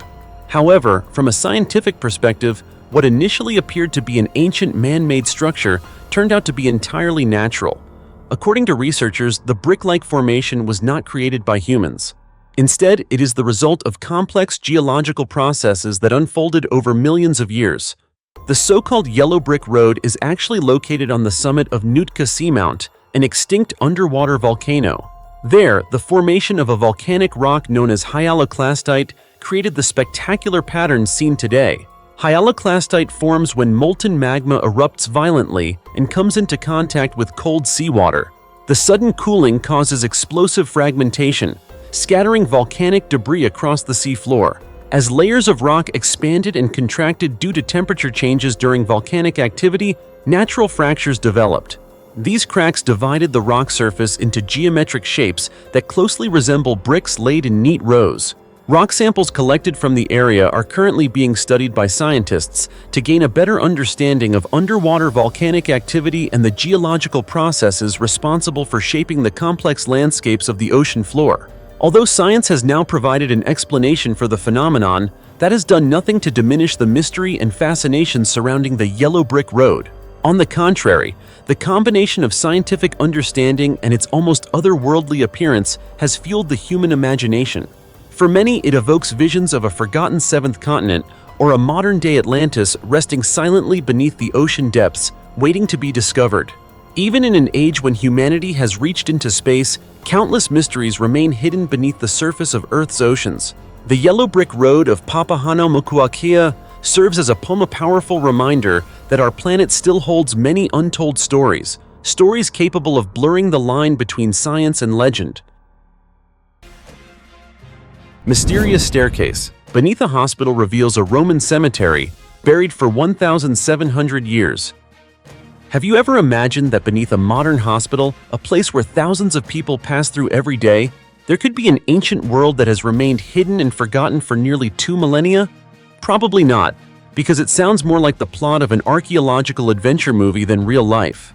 Yet this is a completely true story that recently left researchers in Romania astonished. It all began when a hospital in the city of Constanța planned to renovate and expand its facilities. At first, it seemed like nothing more than an ordinary construction project. However, because the area was located near the edge of an ancient cemetery that once belonged to the Roman Empire, archaeologists were invited to conduct an inspection before construction equipment began work. No one expected that what appeared to be a routine survey would lead to one of the most fascinating historical discoveries ever made in the region. As the layers of soil were gradually removed, archaeologists made a surprising discovery: a brick staircase that had remained almost completely intact. It was later determined to be more than 1,700 years old. Step by step, the staircase descended deep underground like a doorway through time, opening a path into the distant past. And at the end of that passage lay an ancient Roman burial chamber that had rested undisturbed and unknown for centuries. The deeper the excavation went, the more remarkable the discoveries became. In total, archaeologists uncovered 34 ancient graves along with numerous human skeletons that were relatively well preserved. But what truly excited the experts were the grave goods that had survived inside the tombs. From finely crafted jewelry and glassware to ancient coins and pottery vessels imported from as far away as North Africa, every artifact seemed to tell the story of a prosperous period of the Roman Empire. Even more remarkably, researchers discovered part of an extremely rare ceremonial shield, an artifact of tremendous historical significance. These findings not only reveal the wealth of the people buried there, but also provide evidence of an extensive trade network that stretched across the empire. Just imagine it, nearly 2,000 years ago, goods from distant lands were still able to travel thousands of miles to reach this location. Doesn't that suggest that the ancient world was far more interconnected than we often assume? However, among all the artifacts uncovered, one object attracted more attention than any other. It was a stone slab engraved with ancient Greek inscriptions. According to preliminary assessments, the slab may once have been part of a coffin or funerary monument and was later reused during the construction of the cemetery. An inscription still visible on its surface refers to a connection with a certain deity. Unfortunately, the most important section, the part containing the name of the god, has been lost to time, leaving behind a mystery that researchers have still not been able to fully solve. The discovery becomes even more significant when we consider that modern-day Constanza was built on the site of the ancient city of Thomas. Greek settlers first established a colony there around 600 BC. Over the centuries, Thomas gradually developed into an important regional center before being incorporated into the Roman Empire in 29 BC. After the fall of Rome, the region passed through the hands of several different empires and rulers before eventually becoming the city of Constanza that we know today. What a fascinating discovery, isn't it? The strange three-chamber Roman vessel that has puzzled experts for years. You know, the world of archaeology is fascinating. Many artifacts that are unearthed can be identified almost immediately. A sword, for example, was used for combat, a coin was used for trade, and an ordinary jar was typically used to store water or wine. But every now and then, history leaves behind objects so unusual that even leading experts can debate their purpose for years without reaching a definitive conclusion. And the remarkable vessel we're about to explore is one of those mysteries. The story of this enigmatic artifact takes us to Carlisle, a peaceful city in Cumbria, England. Today, Carlisle is home to around 70,000 residents and is well known for its proximity to the legendary Hadrian's Wall, the massive defensive structure that once marked the northern frontier of the Roman Empire. To many people, Carlisle is simply a historic city with a rich past, but few realize that beneath its modern streets lie countless traces of the ancient Roman world, quietly waiting to be discovered. During an archaeological excavation at the site of what was once an ancient Roman bathhouse on Blackfriars Street, located in the heart of the Roman settlement of Luguvalium, archaeologists from Wardell Armstrong Archaeology, working in partnership with Carlisle City Council, made a discovery that surprised everyone involved. Buried among layers of soil and debris accumulated over centuries, they uncovered an extremely rare artifact unlike anything commonly found in excavations across Britain. At first glance, the object appeared to be an ordinary ceramic vessel. However, once it had been cleaned and examined more closely, experts quickly realized they were looking at something highly unusual. The vessel was crafted from a smooth, sandy yellow ceramic, indicating that it had undergone a carefully controlled and sophisticated firing process. Its most remarkable feature was its structure. Instead of having a single chamber like a typical vessel, this artifact contained 3 separate compartments positioned side by side. 2 of the chambers remained almost completely intact, while the third had suffered partial damage over time. What intrigued researchers the most, however, was that the compartments were not entirely separated from one another. Small openings connected the chambers internally, allowing liquid to flow from one compartment to another. The entire vessel also stood on 3 sturdy legs, creating a design that was both balanced and deeply puzzling. This unusual construction gave rise to numerous theories, and even today, no one can say with certainty what the vessel was actually designed for. The first theory suggests that it may have been a special type of Roman oil lamp. According to this interpretation, each chamber would have held its own supply of oil and supported a separate wick. When all 3 were lit simultaneously, the vessel would have functioned as a unique 3-branched lamp, possibly used during sacred ceremonies or special family occasions. However, other experts believe the artifact may have played a role in ancient religious rituals. Under this theory, the 3 chambers could have been used to hold different liquids such as water, milk, or wine. As the liquid slowly moved through the connecting openings, the process may have symbolized concepts such as connection, purification, or offerings to the gods. If this interpretation is correct, the vessel would provide valuable insight into the spiritual life and religious practices of the Roman inhabitants who once lived in this region. But the story becomes even more intriguing with a third theory. Some researchers believe the vessel may have been used during lavish banquets hosted by Rome's upper classes. Imagine distinguished guests gathered around a dining table, drinking wine while participating in entertaining and challenging games. The three-chamber vessel may have been used in contests of skill, perhaps involving the careful transfer of liquid from one compartment to another without spilling a drop. Similar games have been documented in the famous ancient Roman city of Pompeii. Of course, all of these ideas remain theories. After spending nearly 2,000 years buried beneath the ground, the vessel still possesses the remarkable ability to make modern people wonder and ask questions. Was it a sacred ceremonial lamp? A vessel used in religious rituals? Or simply an entertainment piece used during the extravagant feasts of wealthy Roman nobles? For now, that mystery remains unsolved. But perhaps it is precisely these unanswered questions that make archaeology so captivating. Don't you think so?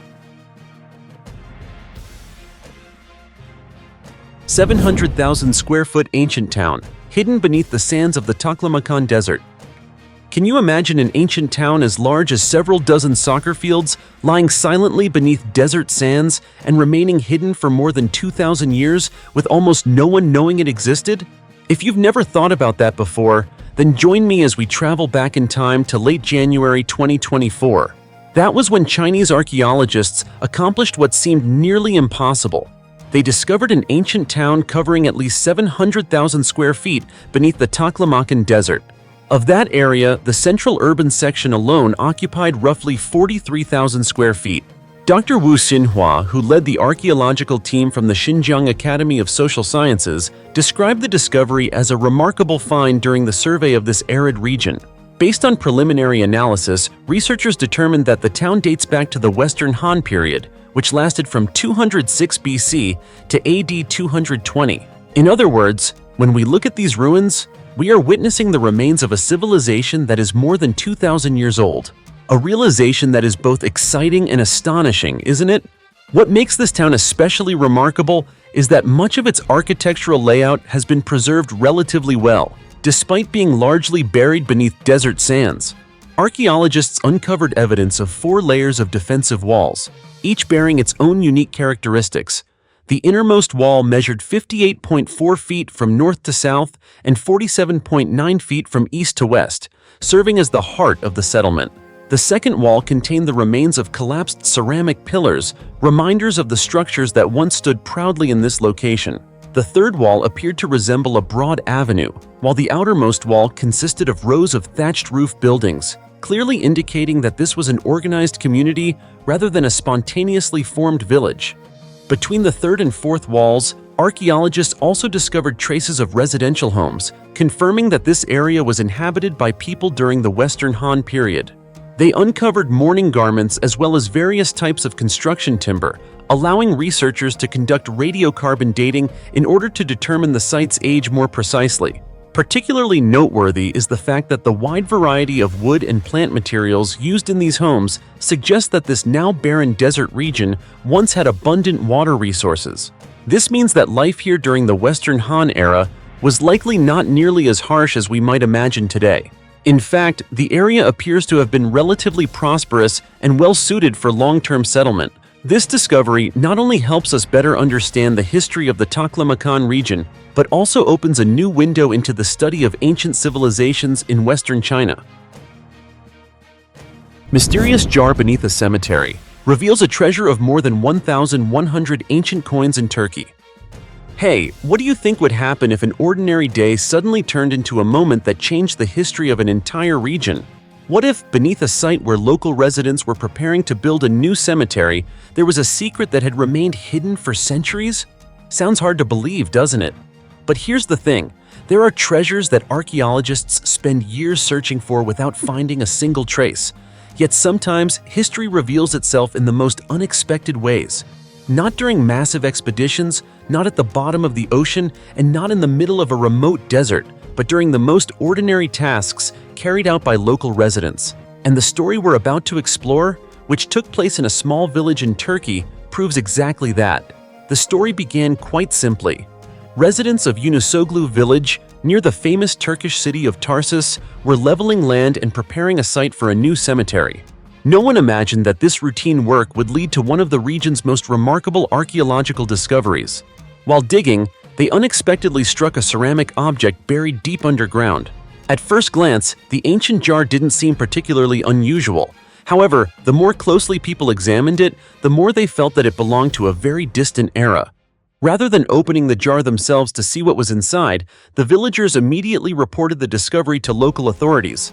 That responsible decision helped preserve an incredibly valuable historical find in its original condition.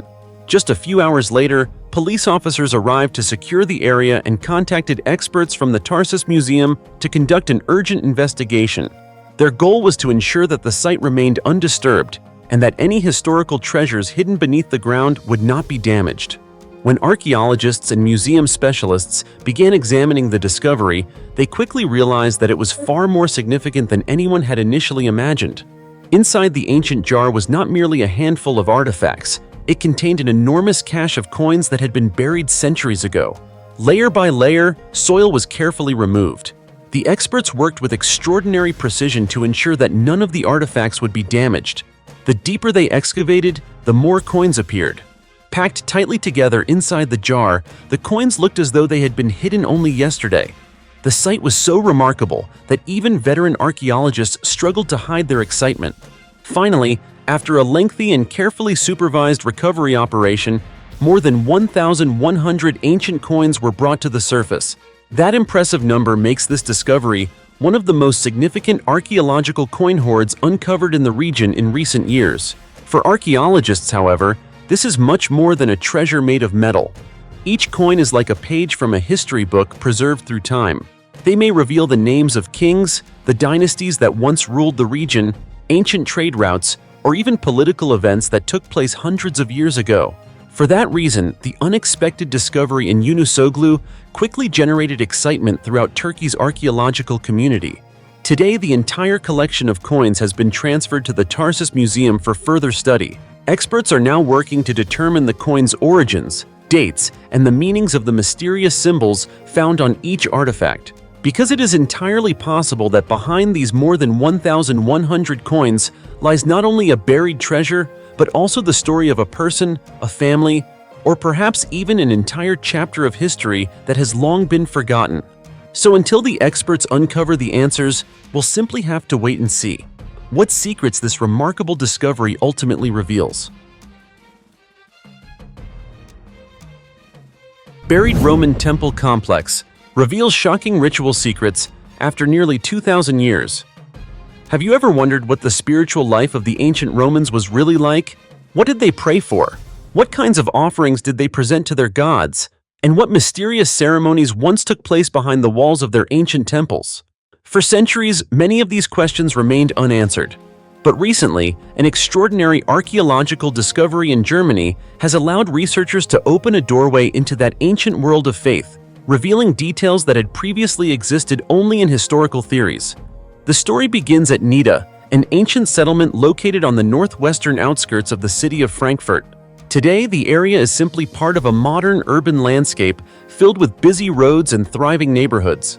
Yet few people realize that nearly 2,000 years ago, this land was an important center situated along the northern frontier of the mighty Roman Empire. While conducting archaeological excavations in the area, specialists from Frankfurt's Office of Monument Preservation unexpectedly discovered unusual architectural remains buried deep beneath the ground. At first, they believed they had found the ruins of a few isolated structures. However, as the excavation expanded, a much larger picture of the past began to emerge. What stood before them was not a single building, but an entire large-scale religious complex that had once played a significant role in the spiritual life of the ancient Roman community. What they uncovered left archaeologists astonished. The entire site was enclosed by an extensive perimeter wall, within which stood a complex of 11 stone structures built during different periods. This suggests that the site was not used for only a short time, but instead existed and developed over multiple generations. The buildings featured a unique layout and sophisticated architectural details, reflecting a considerable investment of both labor and resources. But what truly captured the attention of researchers lay beneath the surface. During the investigation, archaeologists identified approximately 70 ancient wells and 10 ritual burial pits. These were not ordinary burial pits. Instead, they appeared to be directly connected to religious activities that once took place at the site. Those discoveries immediately raised a host of new questions about the true purpose of this mysterious complex. And the surprises did not stop there. As the excavation continued, archaeologists recovered more than 5,000 fragments of elaborately painted wall plaster. Although time had shattered the plaster into countless pieces, the surviving fragments clearly showed that the complex had once been decorated in a remarkably lavish manner. In addition, numerous bronze fittings from doors and windows were uncovered, helping researchers reconstruct the image of a site that was far larger and more important than previously believed. According to the experts, the abundance of high-quality construction materials and intricate decorative details indicates that this sanctuary once occupied a prominent place in the spiritual life of the people of Nida. It may have served as a gathering place where residents performed important ceremonies to seek the protection and favor of the Roman gods. However, the most valuable evidence was discovered inside the wells and ritual pits themselves. There, archaeologists recovered large quantities of pottery along with an impressive collection of animal and plant remains that had been preserved through the centuries. Among the finds were fish bones, bird bones, and numerous ancient plant samples that had survived beneath the soil. After analyzing all of the collected evidence, the research team concluded that these remains were the traces of sacrificial feasts dedicated to the gods. Food, animals, and other offerings appear to have been used in religious ceremonies before being buried or placed into sacred wells as part of ritual practices. This represents an exceptionally rare form of evidence that allows scientists to better understand how ancient Romans expressed their religious beliefs along the empire's northern frontier. What makes the discovery even more fascinating is that, despite nearly 2,000 years having passed, these traces remain clear enough to tell the story of a world that disappeared long ago. And perhaps what makes this discovery truly special is not simply the ancient walls or the artifacts that were unearthed, but the fact that it allows us to glimpse the everyday lives of people from the past, people who prayed, made offerings, and placed their faith in the gods, much like people today continue to search for faith, meaning, and hope in their own lives. 2,000-year-old war horn may have once echoed during Queen Boudica's rebellion. Some archaeological artifacts discovered beneath the ground help scientists better understand how ancient people lived.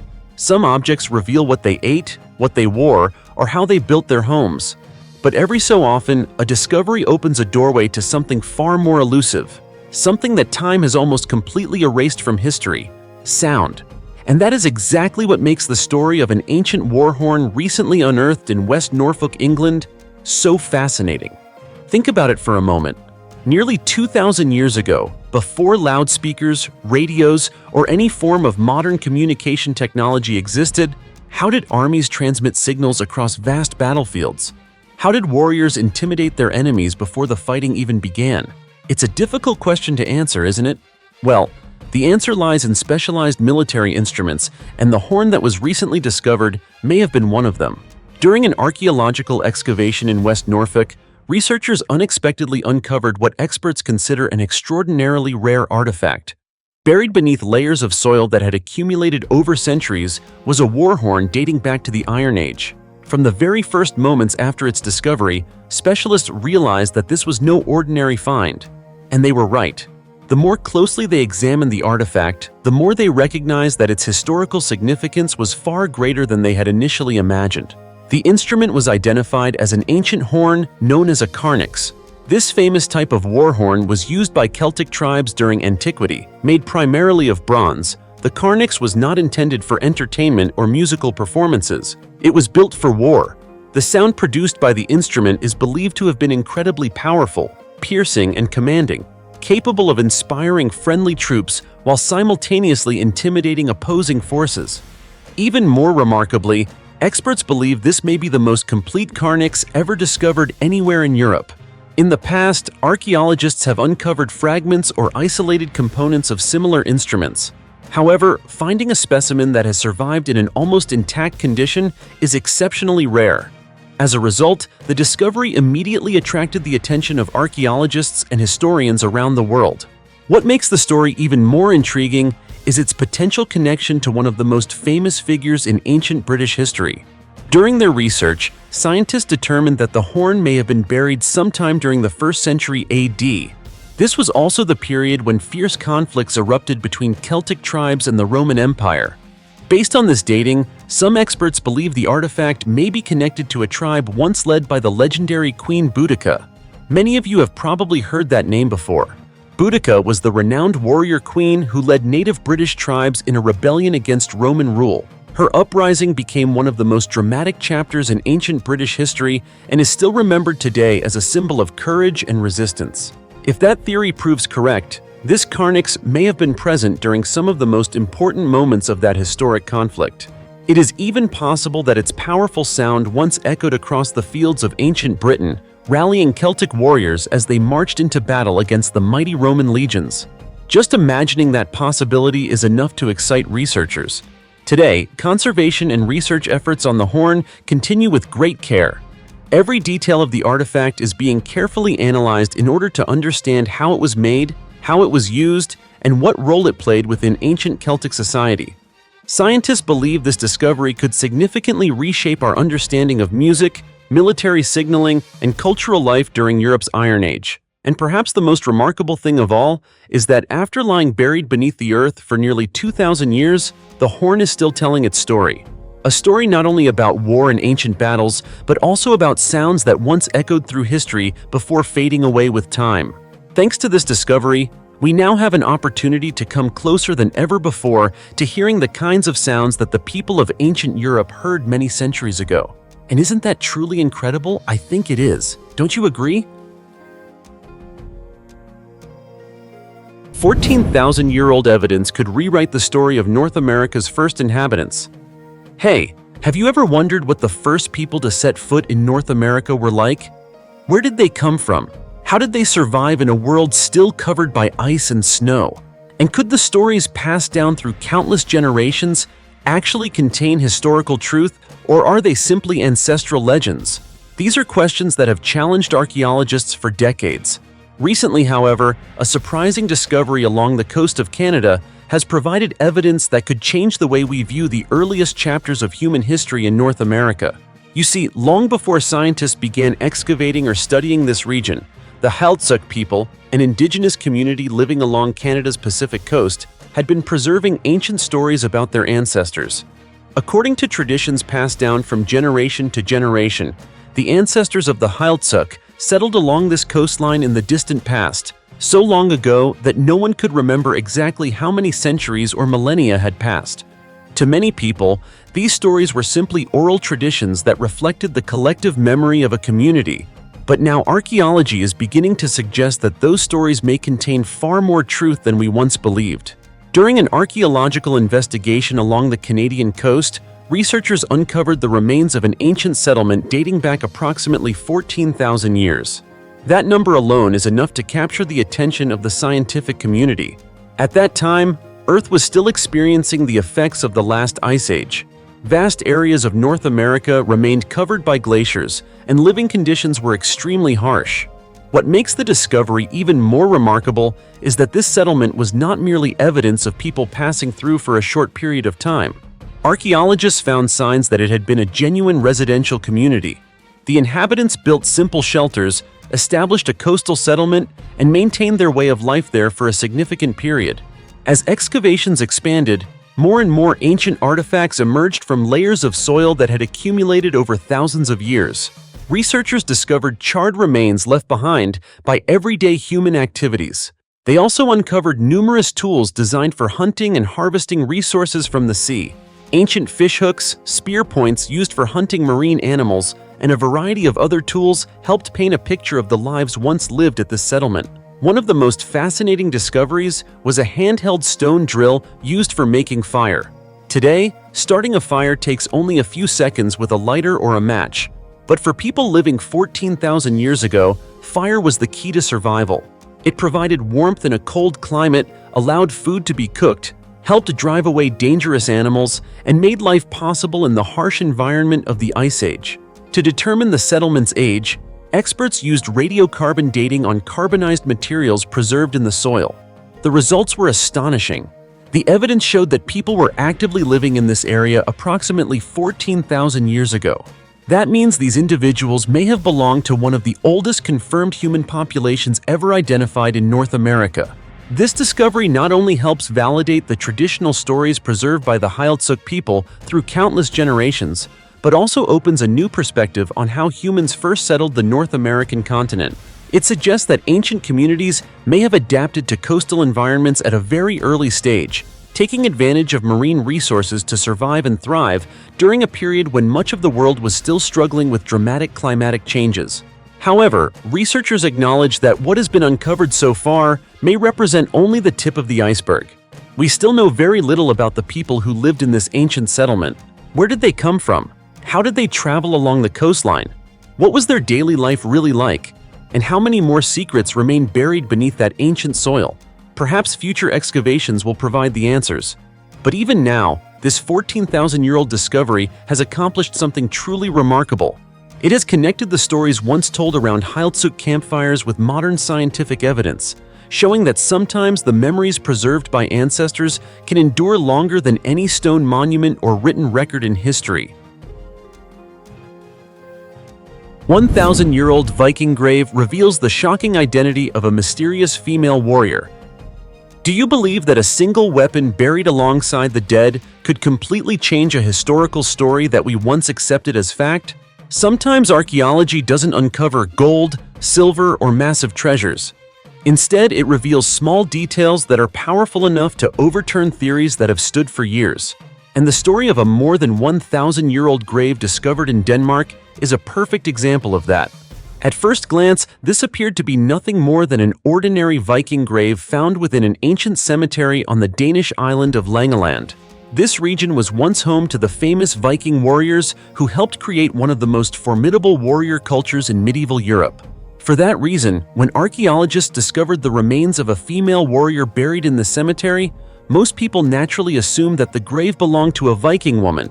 But history sometimes has a way of surprising us. In a study published by researchers from a Polish university, a detailed analysis of the skeletal remains and the accompanying artifacts led to a discovery that forced experts to reconsider the entire story.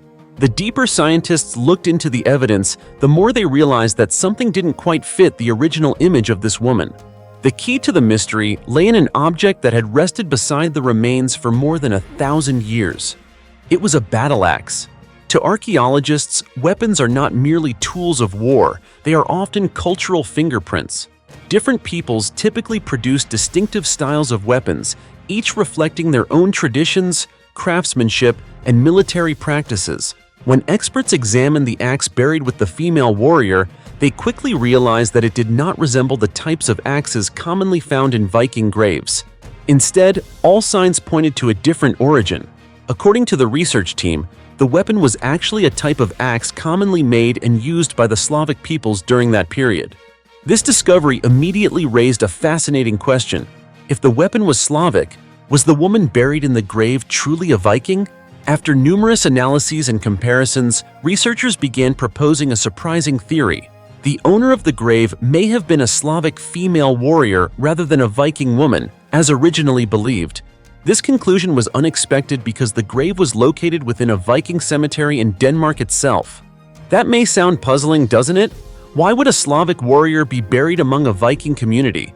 According to researchers, however, such a scenario is entirely plausible. Historical evidence shows that medieval Denmark was not an isolated world. On the contrary, it was a region where many different communities interacted with one another.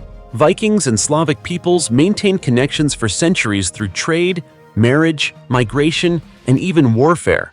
At the time, the coastal regions surrounding the Baltic Sea functioned like a network linking multiple cultures. People from different lands could meet, exchange goods, and live alongside one another. As a result, the presence of a Slavic female warrior in Denmark may not have been nearly as unusual as it initially seems. What makes this discovery particularly important is that it is helping historians reconsider the population landscape of Northern Europe during the Middle Ages.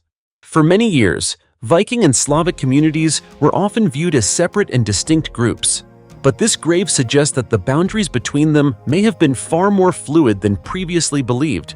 Experts think the discovery could provide evidence that significantly more Slavic people lived in or participated in military activities within Denmark than historians once assumed.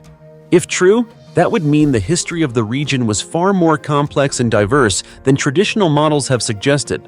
And perhaps the most fascinating part of all is that after resting beneath the earth for more than 1,000 years, this mysterious woman is still telling her story to the modern world. An ancient axe, a set of skeletal remains, and a seemingly ordinary grave have opened the door to an entirely new chapter of history, reminding us that the past is always filled with unexpected secrets waiting to be discovered. Mysterious vessel in the dead city of Pompeii reveals a surprising connection to ancient Egypt. One day, archaeologists were carefully excavating the remaining ruins of the famous city of Pompeii. Everything seemed routine until they uncovered an object that appeared completely out of place. It had not been crafted in the familiar Roman style, nor did it possess the characteristics commonly found in artifacts from the ancient city buried by a volcanic catastrophe. Instead, the object bore unmistakable signs of a civilization located thousands of miles away from Pompeii. And from that seemingly small discovery, an astonishing story about the connection between two ancient worlds began to unfold. When most people hear the name Pompeii, they immediately think of the famous Roman city that was wiped out in an instant when Mount Vesuvius erupted in AD 79. Hot ash and toxic gases buried the entire city, freezing the lives of thousands of residents at a single fateful moment. Ironically, that devastating disaster transformed Pompeii into one of the world's most valuable archaeological sites, allowing us to observe the daily lives of Roman citizens from nearly 2,000 years ago, with extraordinary detail. Then, during the investigation of an area that once housed a food stall known as the Thermopolium del Gallo, specialists from the Parco Archeologico di Pompei Archaeological Research Institute made a discovery that immediately caught their attention. A Roman thermopolium can be thought of as the ancient equivalent of a modern fast food restaurant, a place where people stop to purchase hot, ready-to-eat meals. No one expected that such a modest establishment would contain an artifact with such an extraordinary origin. Amid the ash-covered ruins of the dead city, archaeologists discovered an exquisitely decorated vessel. From the very first glance, they knew it was not a local product. Its shape, colors, and manufacturing techniques displayed distinctive characteristics associated with ancient Egypt. Unlike the pottery commonly found in Pompeii, this vessel was made from glazed ceramic with a glossy blue-green and yellow coating. This material was highly prized in ancient Egyptian art and was often used for valuable and prestigious objects. But what amazed experts even more were the images decorating the surface of the artifact. Wrapped around the vessel were intricately crafted scenes depicting people, animals, and plants engaged in hunting activities. Every detail had been executed with remarkable precision, reflecting the extraordinary skill of ancient artisans. Despite nearly 2,000 years having passed and the vessel being buried beneath thick layers of volcanic ash, the designs remained clear enough to tell the story of the place where it had been created. According to archaeologists, vessels like this were typically found in the gardens or residences of wealthy individuals. They were often used as decorative objects or as symbols of social status. For that reason, discovering a high-end Egyptian vessel inside a food stall in Pompeii was particularly surprising. So how did an object crafted in Egypt end up in a shop in southern Italy? After extensive research, experts suspect that the vessel may have been produced in Alexandria, the famous port city of ancient Egypt. At the time, Alexandria was one of the world's greatest commercial centers where goods from Africa, the Middle East, and across the Mediterranean were constantly being exchanged. From there, the vessel could have traveled along maritime trade routes before eventually arriving in Pompeii. This discovery not only helps researchers better understand life in Pompeii, but also demonstrates the astonishing level of connectivity between ancient civilizations. It proves that even ordinary residents living in a Roman city could gain access to products originating from lands thousands of miles away. And perhaps the most fascinating part is that this vessel survived one of the most famous disasters in human history. 2,800-year-old gold-inlaid spears reveal a mysterious ritual of ancient Northern Europe. What could cause a valuable weapon to be buried in the ground instead of being carried onto the battlefield? Why would people living nearly 3,000 years ago choose to hide exquisitely crafted treasures in a place where no one could ever see them? And were these ancient artifacts simply weapons, or did they carry a greater secret connected to the beliefs and power of an entire civilization that disappeared long ago? These are the very questions capturing the attention of European archaeologists following a remarkable discovery in Denmark. The story began during excavations near the village of Boeslunde on the island of Zealand. There, archaeologists from the Vestjylland Museum uncovered a site believed to have been a sacred area dating back to the Bronze Age. The location had long been famous for numerous important archaeological discoveries involving gold and ancient ritual activities. Yet even the most experienced experts never expected that beneath what appeared to be ordinary soil lay a pair of truly unique artifacts. As layer after layer of earth was carefully removed, two long metallic objects gradually emerged. At first, they looked like little more than pieces of metal distorted by the passage of time. But the more closely archaeologists examined them, the more they realized these were anything but ordinary finds. Before them lay two extremely ancient iron spears, weapons crafted from a material that was still rare in Northern Europe during that period. What makes this discovery so extraordinary is not only the remarkable age of the spears. Although they had been buried for nearly 2,800 years and subjected to continuous environmental wear, traces of incredibly intricate gold inlay still remained on their surfaces. Decorative gold patterns running along the spearheads and shafts could still be clearly identified, demonstrating that these objects once held exceptional value for their owners. Just think about it. Nearly 3 millennia ago, producing a weapon made of iron was already a difficult achievement. At the time, iron was a new material, rare and much more challenging to work with than bronze. Yet these ancient craftsmen not only created iron weapons, but also adorned them with gold, the most precious metal of their age. That strongly suggests these spears were almost certainly not intended for ordinary warriors. Using radiocarbon dating on birch resin preserved on the tip of one spear, scientists determined that the weapons were manufactured between 900 and 830 BC. This finding makes them the oldest iron artifacts ever discovered in Denmark. The surprises did not end there.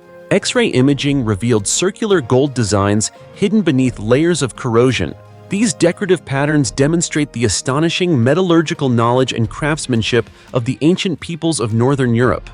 Every detail was executed with remarkable precision, reflecting a level of technical skill far beyond what researchers had previously imagined for this period. Even more intriguing is the fact that the spears were discovered directly above an underground water source and near a location where numerous gold artifacts had been found in the past. According to archaeologists, this is unlikely to be a coincidence. In many ancient European cultures, natural water sources were regarded as sacred places where people performed ritual offerings or presented valuable gifts to the gods. For that reason, there is a strong possibility that these spears were not lost or forgotten. Instead, they may have been deliberately placed in the ground as part of a special religious ceremony carried out nearly 2,800 years ago.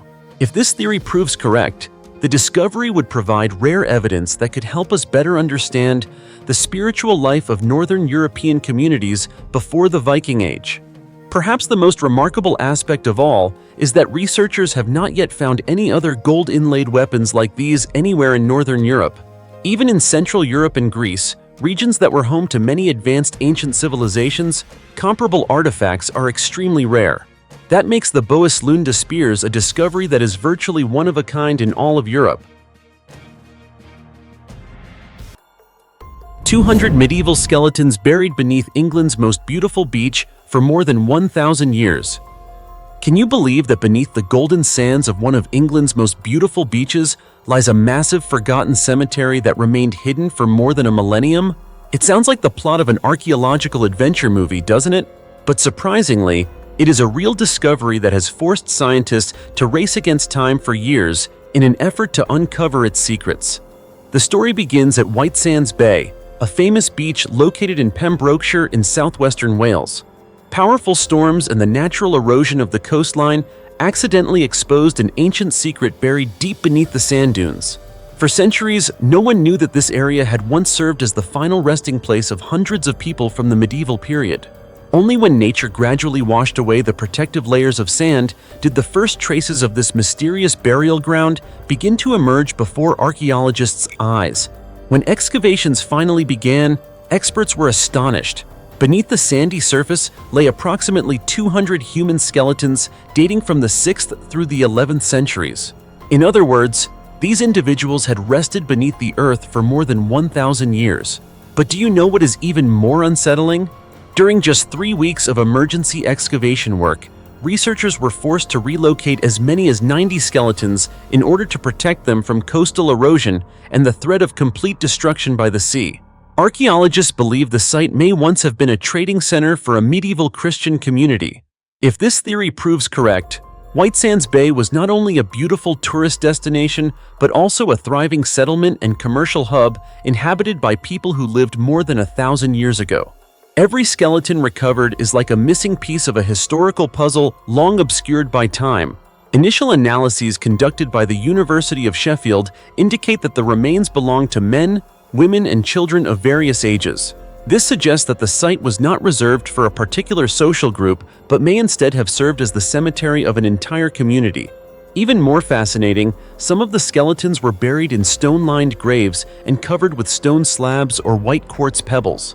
This was a common burial practice in Western Britain during the medieval period, providing researchers with valuable insights into the beliefs and customs of the people who lived there.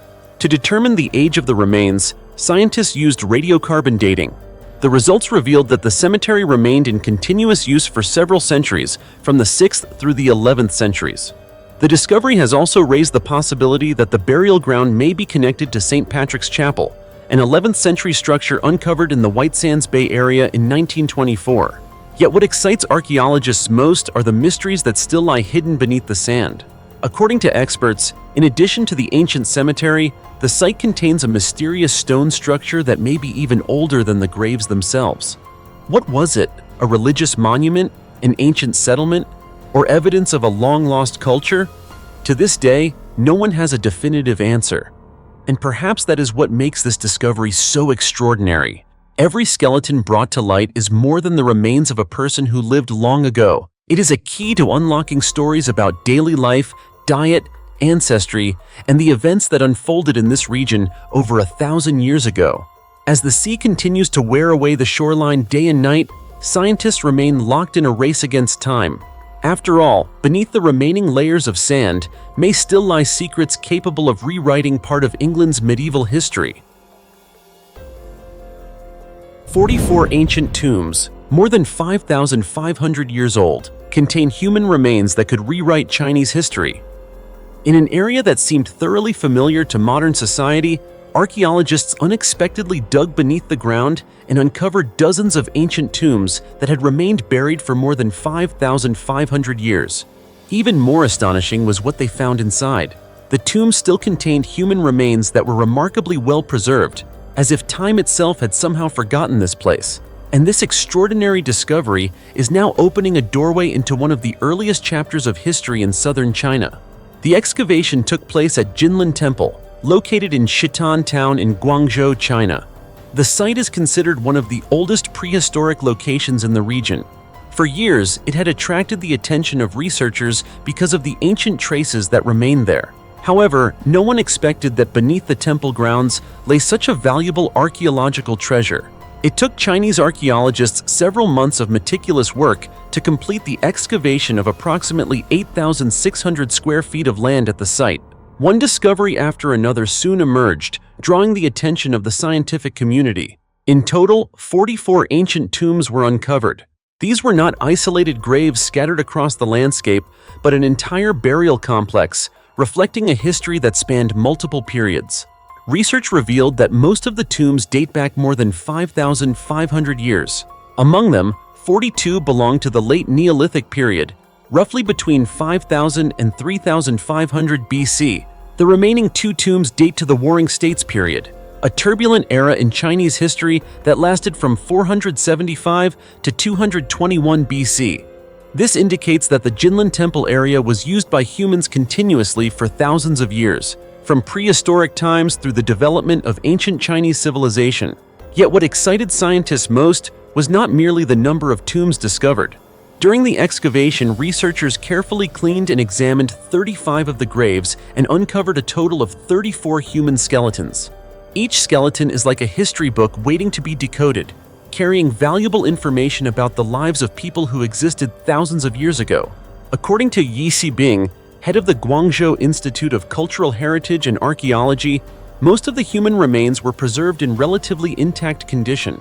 This is an extremely rare occurrence not only in the Pearl River Delta region, but throughout the Lingnan area as a whole. Normally, after spending thousands of years underground and being exposed to environmental and climatic effects, skeletons are severely damaged or survive only as scattered fragments. At Jinlin, however, many of the remains retained much of their original structure, creating ideal conditions for in-depth scientific study. And it is through these ancient skeletons that researchers hope to reconstruct the lives of the region's earliest inhabitants. By analyzing bone morphology, dental structures, conducting paleobiological studies, and especially decoding ancient DNA, scientists can investigate the origins of the people who once lived there. The data collected may help answer major questions regarding ancient migration patterns, the formation of the earliest communities, and the development of populations throughout the Pearl River Delta region. The giant jar containing 2,000-year-old human remains on a Mediterranean island. Have you ever imagined that a jar used to store wine, olive oil, or salt could become someone's final resting place for thousands of years? Probably not. Yet that is exactly what archaeologists recently discovered on a beautiful island in the Mediterranean Sea. What makes this discovery even more remarkable is that the excavation was originally conducted as a routine survey before a construction project began. No one expected it would uncover an ancient cemetery filled with so many secrets. The story begins in the town of Ile-Rousse on the island of Corsica, a region famous for its stunning coastlines and rich history. For many years, this area was not considered a major archaeological hotspot. Very few ancient traces had been found around Ile-Rousse, leading researchers to believe that the ground beneath it likely held few significant secrets. For that reason, when archaeologists were sent to survey the site before construction, they expected to find only a handful of minor clues about past human activity. However, the deeper they dug, the more surprising the discoveries became. Experts from the French National Institute for Preventive Archaeological Research uncovered an ancient cemetery located behind the town's church. Beneath what appeared to be ordinary soil lay more than 40 graves dating back to the middle of the first millennium AD. With each new discovery, the research team realized that this land held far more untold stories than anyone had imagined. In fact, the first signs of the site had appeared as early as 2019, when a preliminary survey uncovered evidence of more than a dozen ancient burial areas. However, it was not until the most recent excavations, which began in February, that archaeologists were able to focus their efforts on the two areas considered the most promising. And it was there that they uncovered an especially fascinating detail. At first, researchers assumed that the ancient inhabitants had been buried in the usual manner, inside coffins or stone graves. But as the excavation continued, they discovered that most of the human remains were actually placed inside large two-handled ceramic jars. These jars had never been intended for burial purposes. In ancient times, they served as containers for transporting valuable goods. Between the 4th and 7th centuries AD, large quantities of products from Carthage, located in what is now Tunisia, were shipped to Corsica in jars like these. Wine, olive oil, and salt were among the goods most frequently purchased by local residents from Carthaginian merchants. After completing their role in transporting merchandise, the jars were not discarded. Instead, they were reused in a completely different way, as final resting places for the deceased. The discoveries did not end there. Archaeologists also uncovered several stone tombs reinforced with terracotta materials. According to preliminary assessments, these may have been roofing tiles or construction materials commonly used in ancient Greek and Roman architecture. This detail suggests that Corsica may have been strongly influenced by some of the Mediterranean's greatest civilizations in the past. Researchers from INRAP now emphasize that this discovery is only the beginning. Additional archaeological and anthropological studies will continue at Ile-Rousse in the coming years. It is entirely possible that beneath the layers of soil that have yet to be excavated, there are still secrets waiting to be uncovered, secrets that could reshape our understanding of the long and complex history of Corsica, this remarkable island in the heart of the Mediterranean. So let's wait and see what new discoveries future excavations may reveal. The 1,300-year-old skeleton of a Maya envoy and the painful secret hidden behind his glory. People often say that history remembers only great achievements and the individuals who shaped major events. But sometimes it is the silent skeletons buried beneath the earth that tell us stories more truthful than any written record. More than 1,300 years ago, in the heart of the magnificent Maya civilization, there lived a man who was deeply trusted by kings.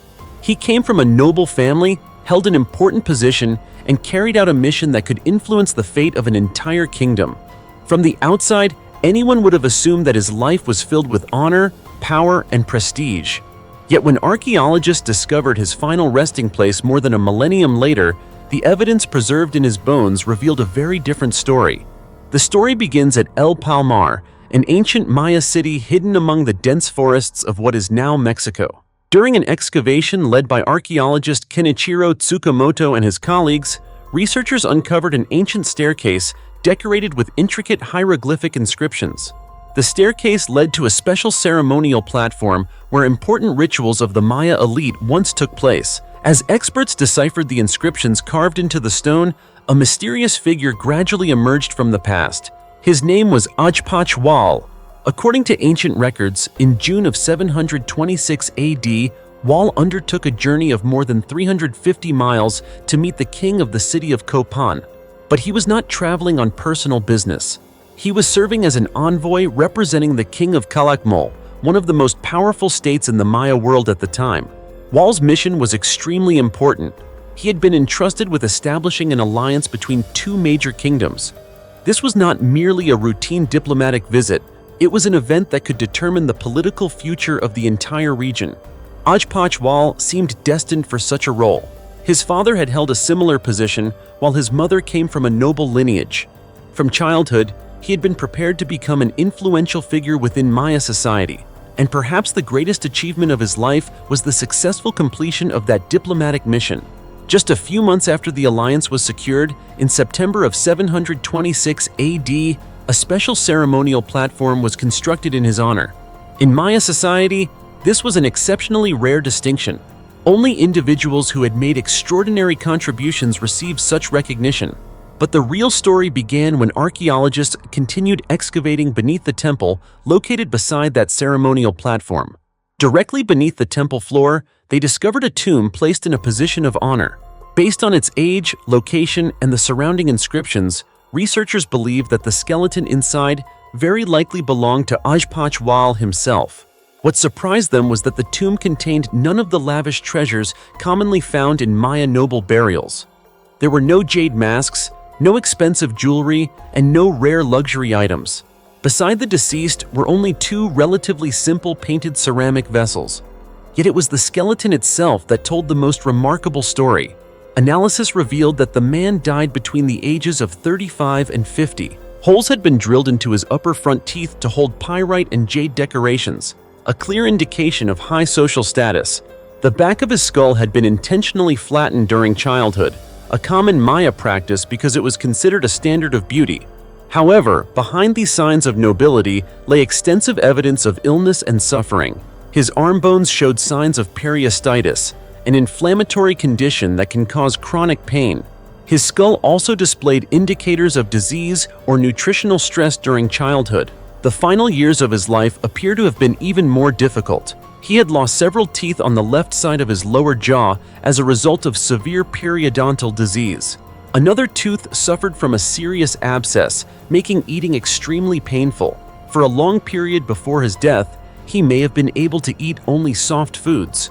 Researchers also discovered evidence of arthritis in his hands, right elbow, left knee, left ankle, and feet. This means that pain may have accompanied him through every step he took and nearly every activity of daily life. Sadly, Ajpach Wall's greatest achievement did not endure for long. Only about 10 years after the alliance was established, the king of Copan was defeated and beheaded by a vassal ruler. During the same period, Calakmul was also destroyed by a rival power. These two major events plunged the region into political and economic instability. After Wall's death, people continued to live at El Palmar for some time. Eventually, however, the city was abandoned. Its structures were swallowed by the jungle, and the memory of those who once lived there gradually faded into history. More than 1,300 years later, as archaeologists carefully peeled back the layers of earth and stone, the story of the Maya envoy was finally told once again. And perhaps what makes this story so remarkable is not the alliances he helped create, but the realization that behind the fame, power, and historical accomplishments was an ordinary human being. Someone who struggled with illness, endured pain, and faced the hardships of life just like any one of us today. The 3,500-year-old tomb filled with artifacts from across the ancient world. We often think of an ancient tomb as nothing more than a final resting place for the dead. But sometimes, beneath layers of earth and stone that have lain undisturbed for thousands of years, there are stories waiting to be told. Stories about civilizations that were connected on a scale few people would ever imagine. And that is exactly what happened on the island of Cyprus, where archaeologists unexpectedly discovered a communal burial site filled with treasures originating from many different regions of the ancient world. The story began in 2017, when researchers conducted a large-scale survey east of the ancient city of Hala Sultan Teki. Rather than immediately excavating the area, they first used modern technology, including ground-penetrating radar and magnetometers, to investigate what lay beneath the surface. The results astonished the entire team. Deep underground, they detected large empty spaces displaying unusual characteristics, as though they concealed structures that had been buried for centuries. As researchers analyzed the data more closely, they realized these underground voids were not random at all. They appeared to lead to ancient passageways and burial chambers hidden beneath the earth. At that point, a research team led by Professor Peter Fischer and Dr. Teresa Berge of Sweden's University of Gothenburg began excavations. With each layer of soil removed, another piece of the past emerged. To date, archaeologists have uncovered 52 human skeletons within the tomb complex. Each set of remains represents an unfinished story from more than 3,500 years ago. Among them, researchers were particularly interested in the remains of a woman estimated to have been between 30 and 40 years old. Resting on her chest was an ivory ornamental button, positioned as though the burial ceremony had taken place only yesterday. DNA samples were also collected in hopes of uncovering more information about the origins and lives of the people who once lived there. Yet what truly amazed scientists was not merely the number of skeletons discovered. Surrounding the deceased was an extraordinary collection of valuable artifacts originating from multiple civilizations. Each object was like an ancient passport, telling the story of trade routes that stretched thousands of miles across the Mediterranean. One of the most remarkable finds was an ancient Egyptian scarab amulet. Inscribed on its surface were hieroglyphs carved around 1350 BC. To the ancient Egyptians, scarabs symbolized rebirth and eternal life. The presence of such an object in a tomb on Cyprus demonstrates an astonishing connection between two civilizations separated by hundreds of miles. The discoveries did not stop there. Archaeologists also uncovered an ancient seal originating from Babylon, dating to approximately 1800 to 1600 BC. The seal was intricately carved with images depicting gods, humans, and animals. Not only is this a rare artifact, but it also serves as evidence that cultural influences from Mesopotamia once reached as far as the island of Cyprus. However, the object that attracted the most attention was a vessel standing approximately 16 inches tall, imported from Greece around 1400 BC. The vessel was decorated with extraordinary craftsmanship and intricate designs, the most striking of which was an artistically rendered ram's head. According to researchers, this vessel was likely used in funeral-related religious ceremonies. What makes it truly exceptional is that no similar artifact has ever been discovered anywhere else in the world. In other words, it may be a one-of-a-kind object surviving from the Bronze Age. As more artifacts were recovered, archaeologists became increasingly convinced that this site was far more than an ordinary tomb. The presence of the unique vessel, along with numerous valuable grave goods, suggests that the structure may once have served as a sacred location for the entire community. It may have been a place where religious rituals were performed, where ceremonies honoring the dead took place, or where important spiritual practices of the ancient population were conducted. Perhaps most importantly, the large number of artifacts originating from distant regions has revealed the significant role that Hala Sultan Teki played in history. 1.4 million-year-old skeleton belonging to a mysterious human species never before identified. You know, the world of archaeology is truly fascinating. Some discoveries help us better understand a few details about the past, but others are so significant that they force the entire scientific community to reconsider what they once believed to be true. And the ancient skeleton recently discovered in a cave in Spain is exactly that kind of discovery. Just imagine, what would happen if scientists one day found evidence that the earliest ancestors to set foot in Europe were not who we have always been taught they were? What if, deep beneath the earth, among rock layers that have existed for more than 1 million years, there were still traces of an ancient human group that humanity had never known about? Those are precisely the questions captivating researchers around the world following a groundbreaking discovery in the Atapuerca Mountains, located in Spain's Burgos province. This is no ordinary archaeological site. For decades, Atapuerca has been regarded as one of the most valuable sources of information about human evolution. The layers of soil and rock found there are like the pages of a massive ancient book, preserving evidence left behind by our ancestors from hundreds of thousands to millions of years ago. The focus of this latest discovery lies within a cave known as Cima del Elefante.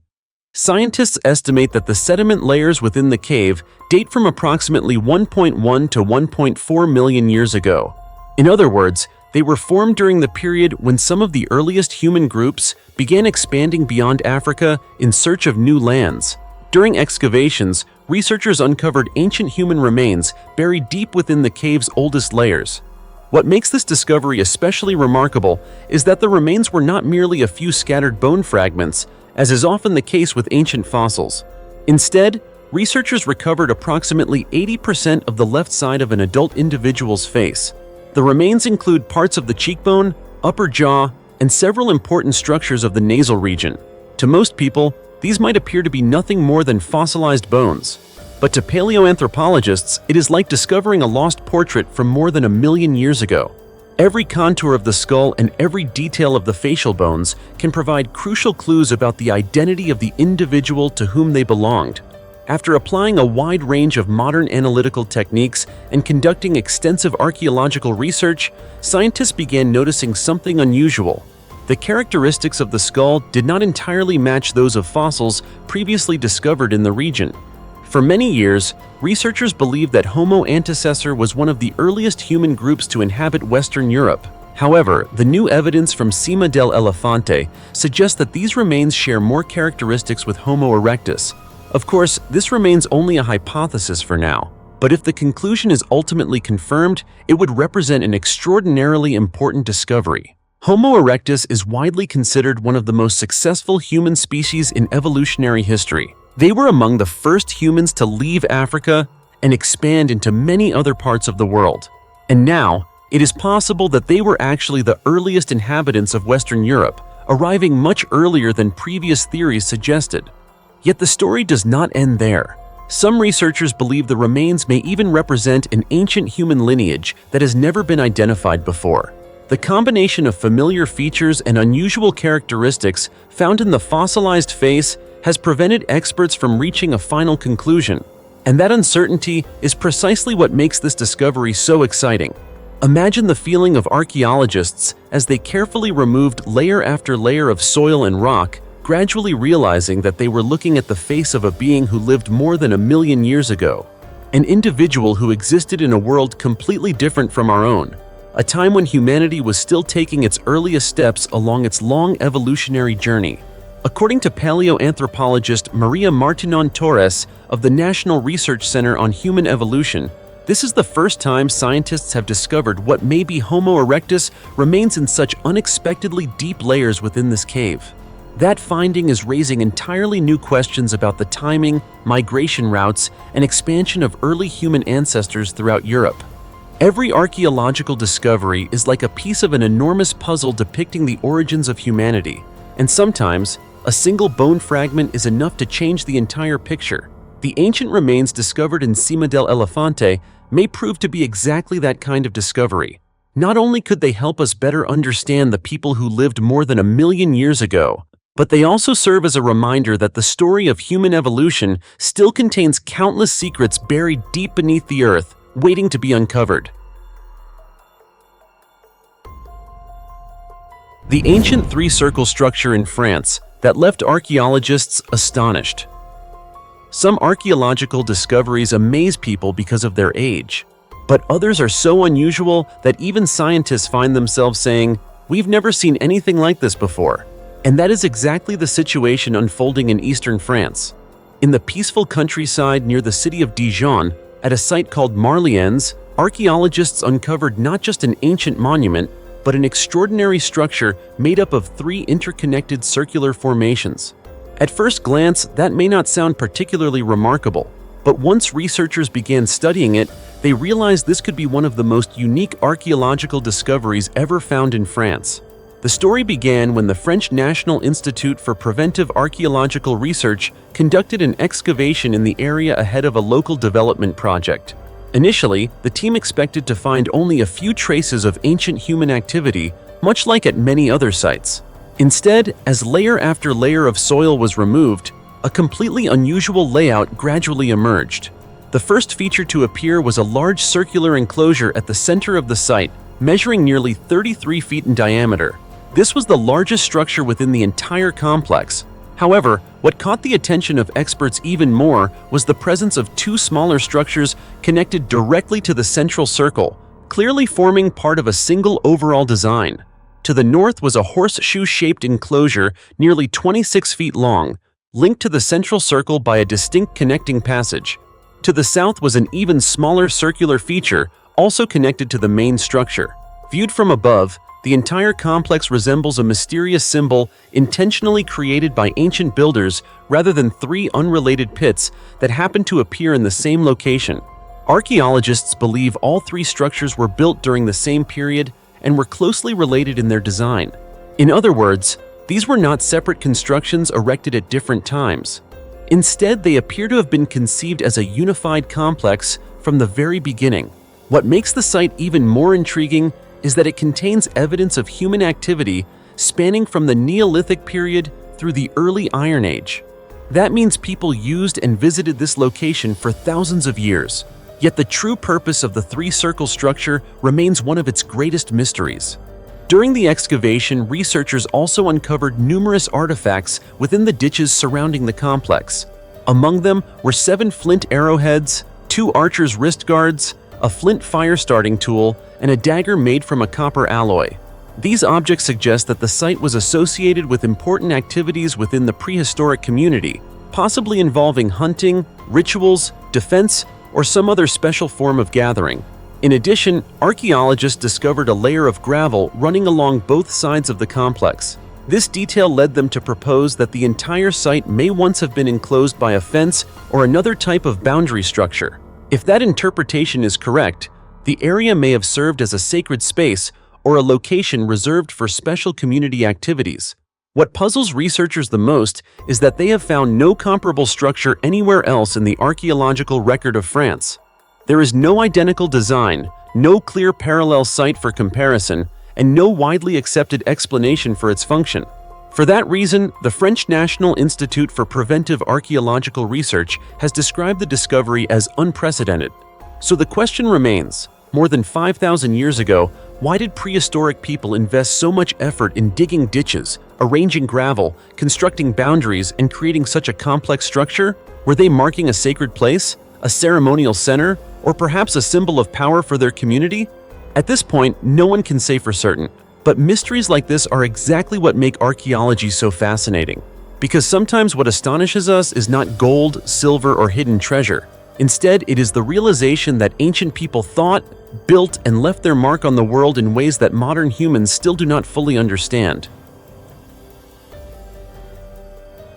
65 mysterious handprints in a 27,000-year-old underwater cave.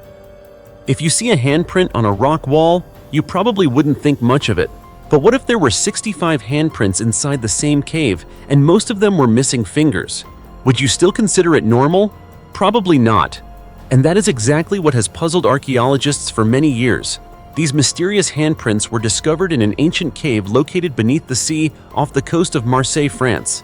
They have been preserved for around 27,000 years, dating back to a time when our ancestors were still surviving in the freezing climate of the Ice Age. And even today, no one truly knows what message the people who left these handprints intended to communicate. The story began with an unexpected discovery by divers. While exploring the waters off the coast of Marseille, they found a small entrance leading to a hidden underwater cave system. This site later became known as Costa Cave, one of the most extraordinary archaeological sites ever discovered in Europe. Unlike typical archaeological caves located on land, Costa Cave is almost completely isolated by the sea. To reach its interior, researchers must pass through a submerged and extremely challenging underwater tunnel. Ironically, this difficult location helped protect its ancient traces from modern human interference for tens of thousands of years. When the first surveys were carried out, scientists quickly realized they were standing in front of an invaluable archaeological treasure. The cave walls are covered with a wide range of prehistoric paintings and engravings.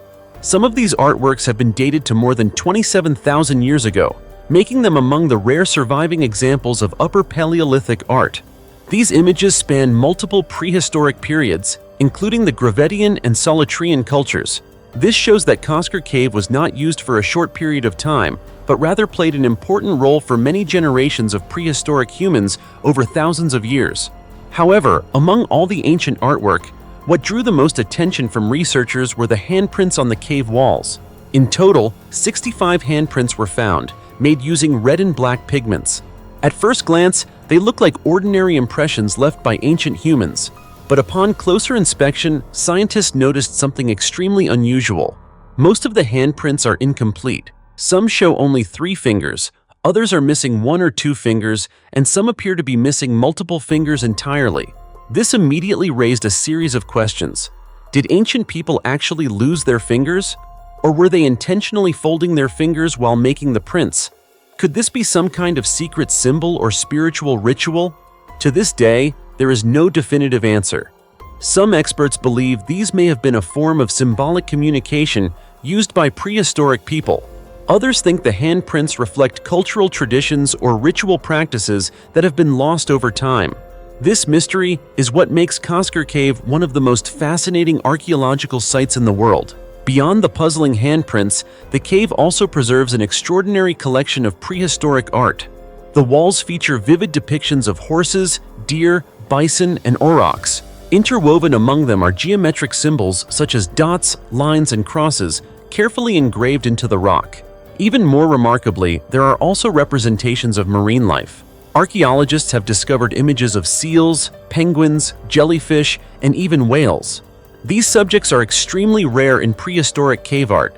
They suggest that the people who once visited Costa Cave had a close relationship with the sea and spent a significant amount of time observing the marine world around them. Archaeological evidence also indicates that Costa Cave was used continuously for around 8,000 years. This period also marks a crucial turning point in human history, when Homo sapiens gradually replaced Neanderthals across Europe. In other words, these mysterious handprints and ancient paintings were created during a time of major transformation in human evolution. Today, nearly 27,000 years later, those handprints still remain on the cave walls like messages from a vanished world. Who did they belong to? Why are so many fingers missing in the prints? And what message were these prehistoric artists trying to leave for the future? Perhaps the answers are still hidden somewhere in the darkness of Costa Cave, waiting for the day they are finally uncovered and understood. The underground city of prehistoric people, the largest ancient mining complex in Europe. When people think of prehistoric humans, they often imagine small groups living in caves, using primitive tools, and struggling to survive in the harsh natural world. But what if we discovered that more than 6,000 years ago, our ancestors had already built an enormous underground mining system deep beneath the earth?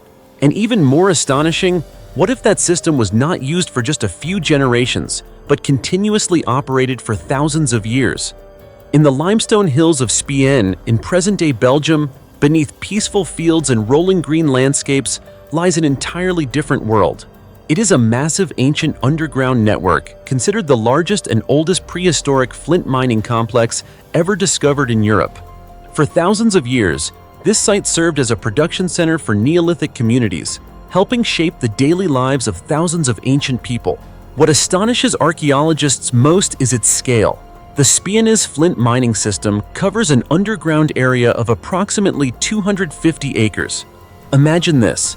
In a time with no machines, no engines, and no modern tools, humans were still able to dig deep underground and create an extensive system of tunnels and extraction zones across such a vast area. That alone is a remarkable testament to the organization and labor skills of prehistoric societies. According to researchers, mining activity at Spiennes began around 4000 BC. This was a period when humans were gradually transitioning from hunting and gathering to more settled, stable communities. In that context, flint was one of the most valuable resources. Today we rely on steel, alloys, and advanced materials.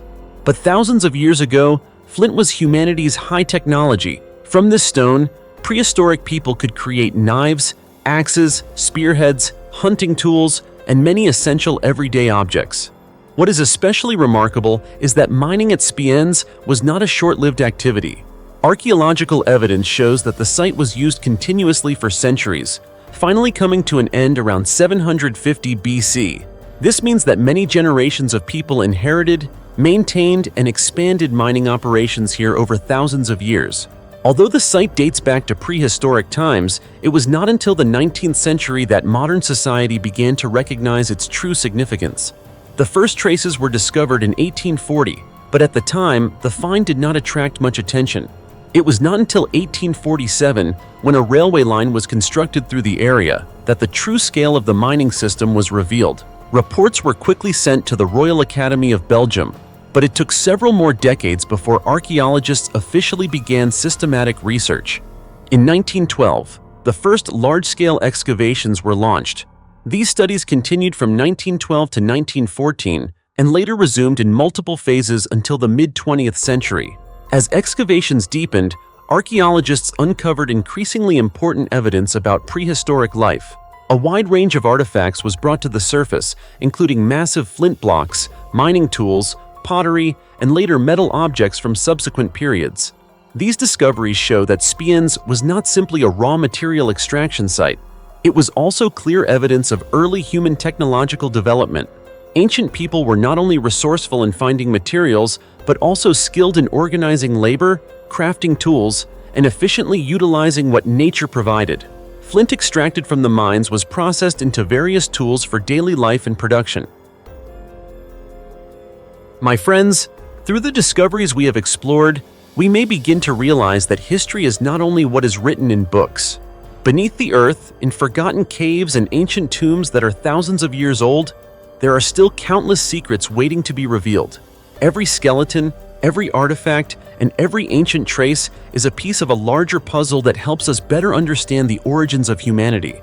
And who knows, even right now, somewhere in the world, a new archaeological discovery may be on the verge of changing everything we think we know about the past. So, which discovery impressed you the most?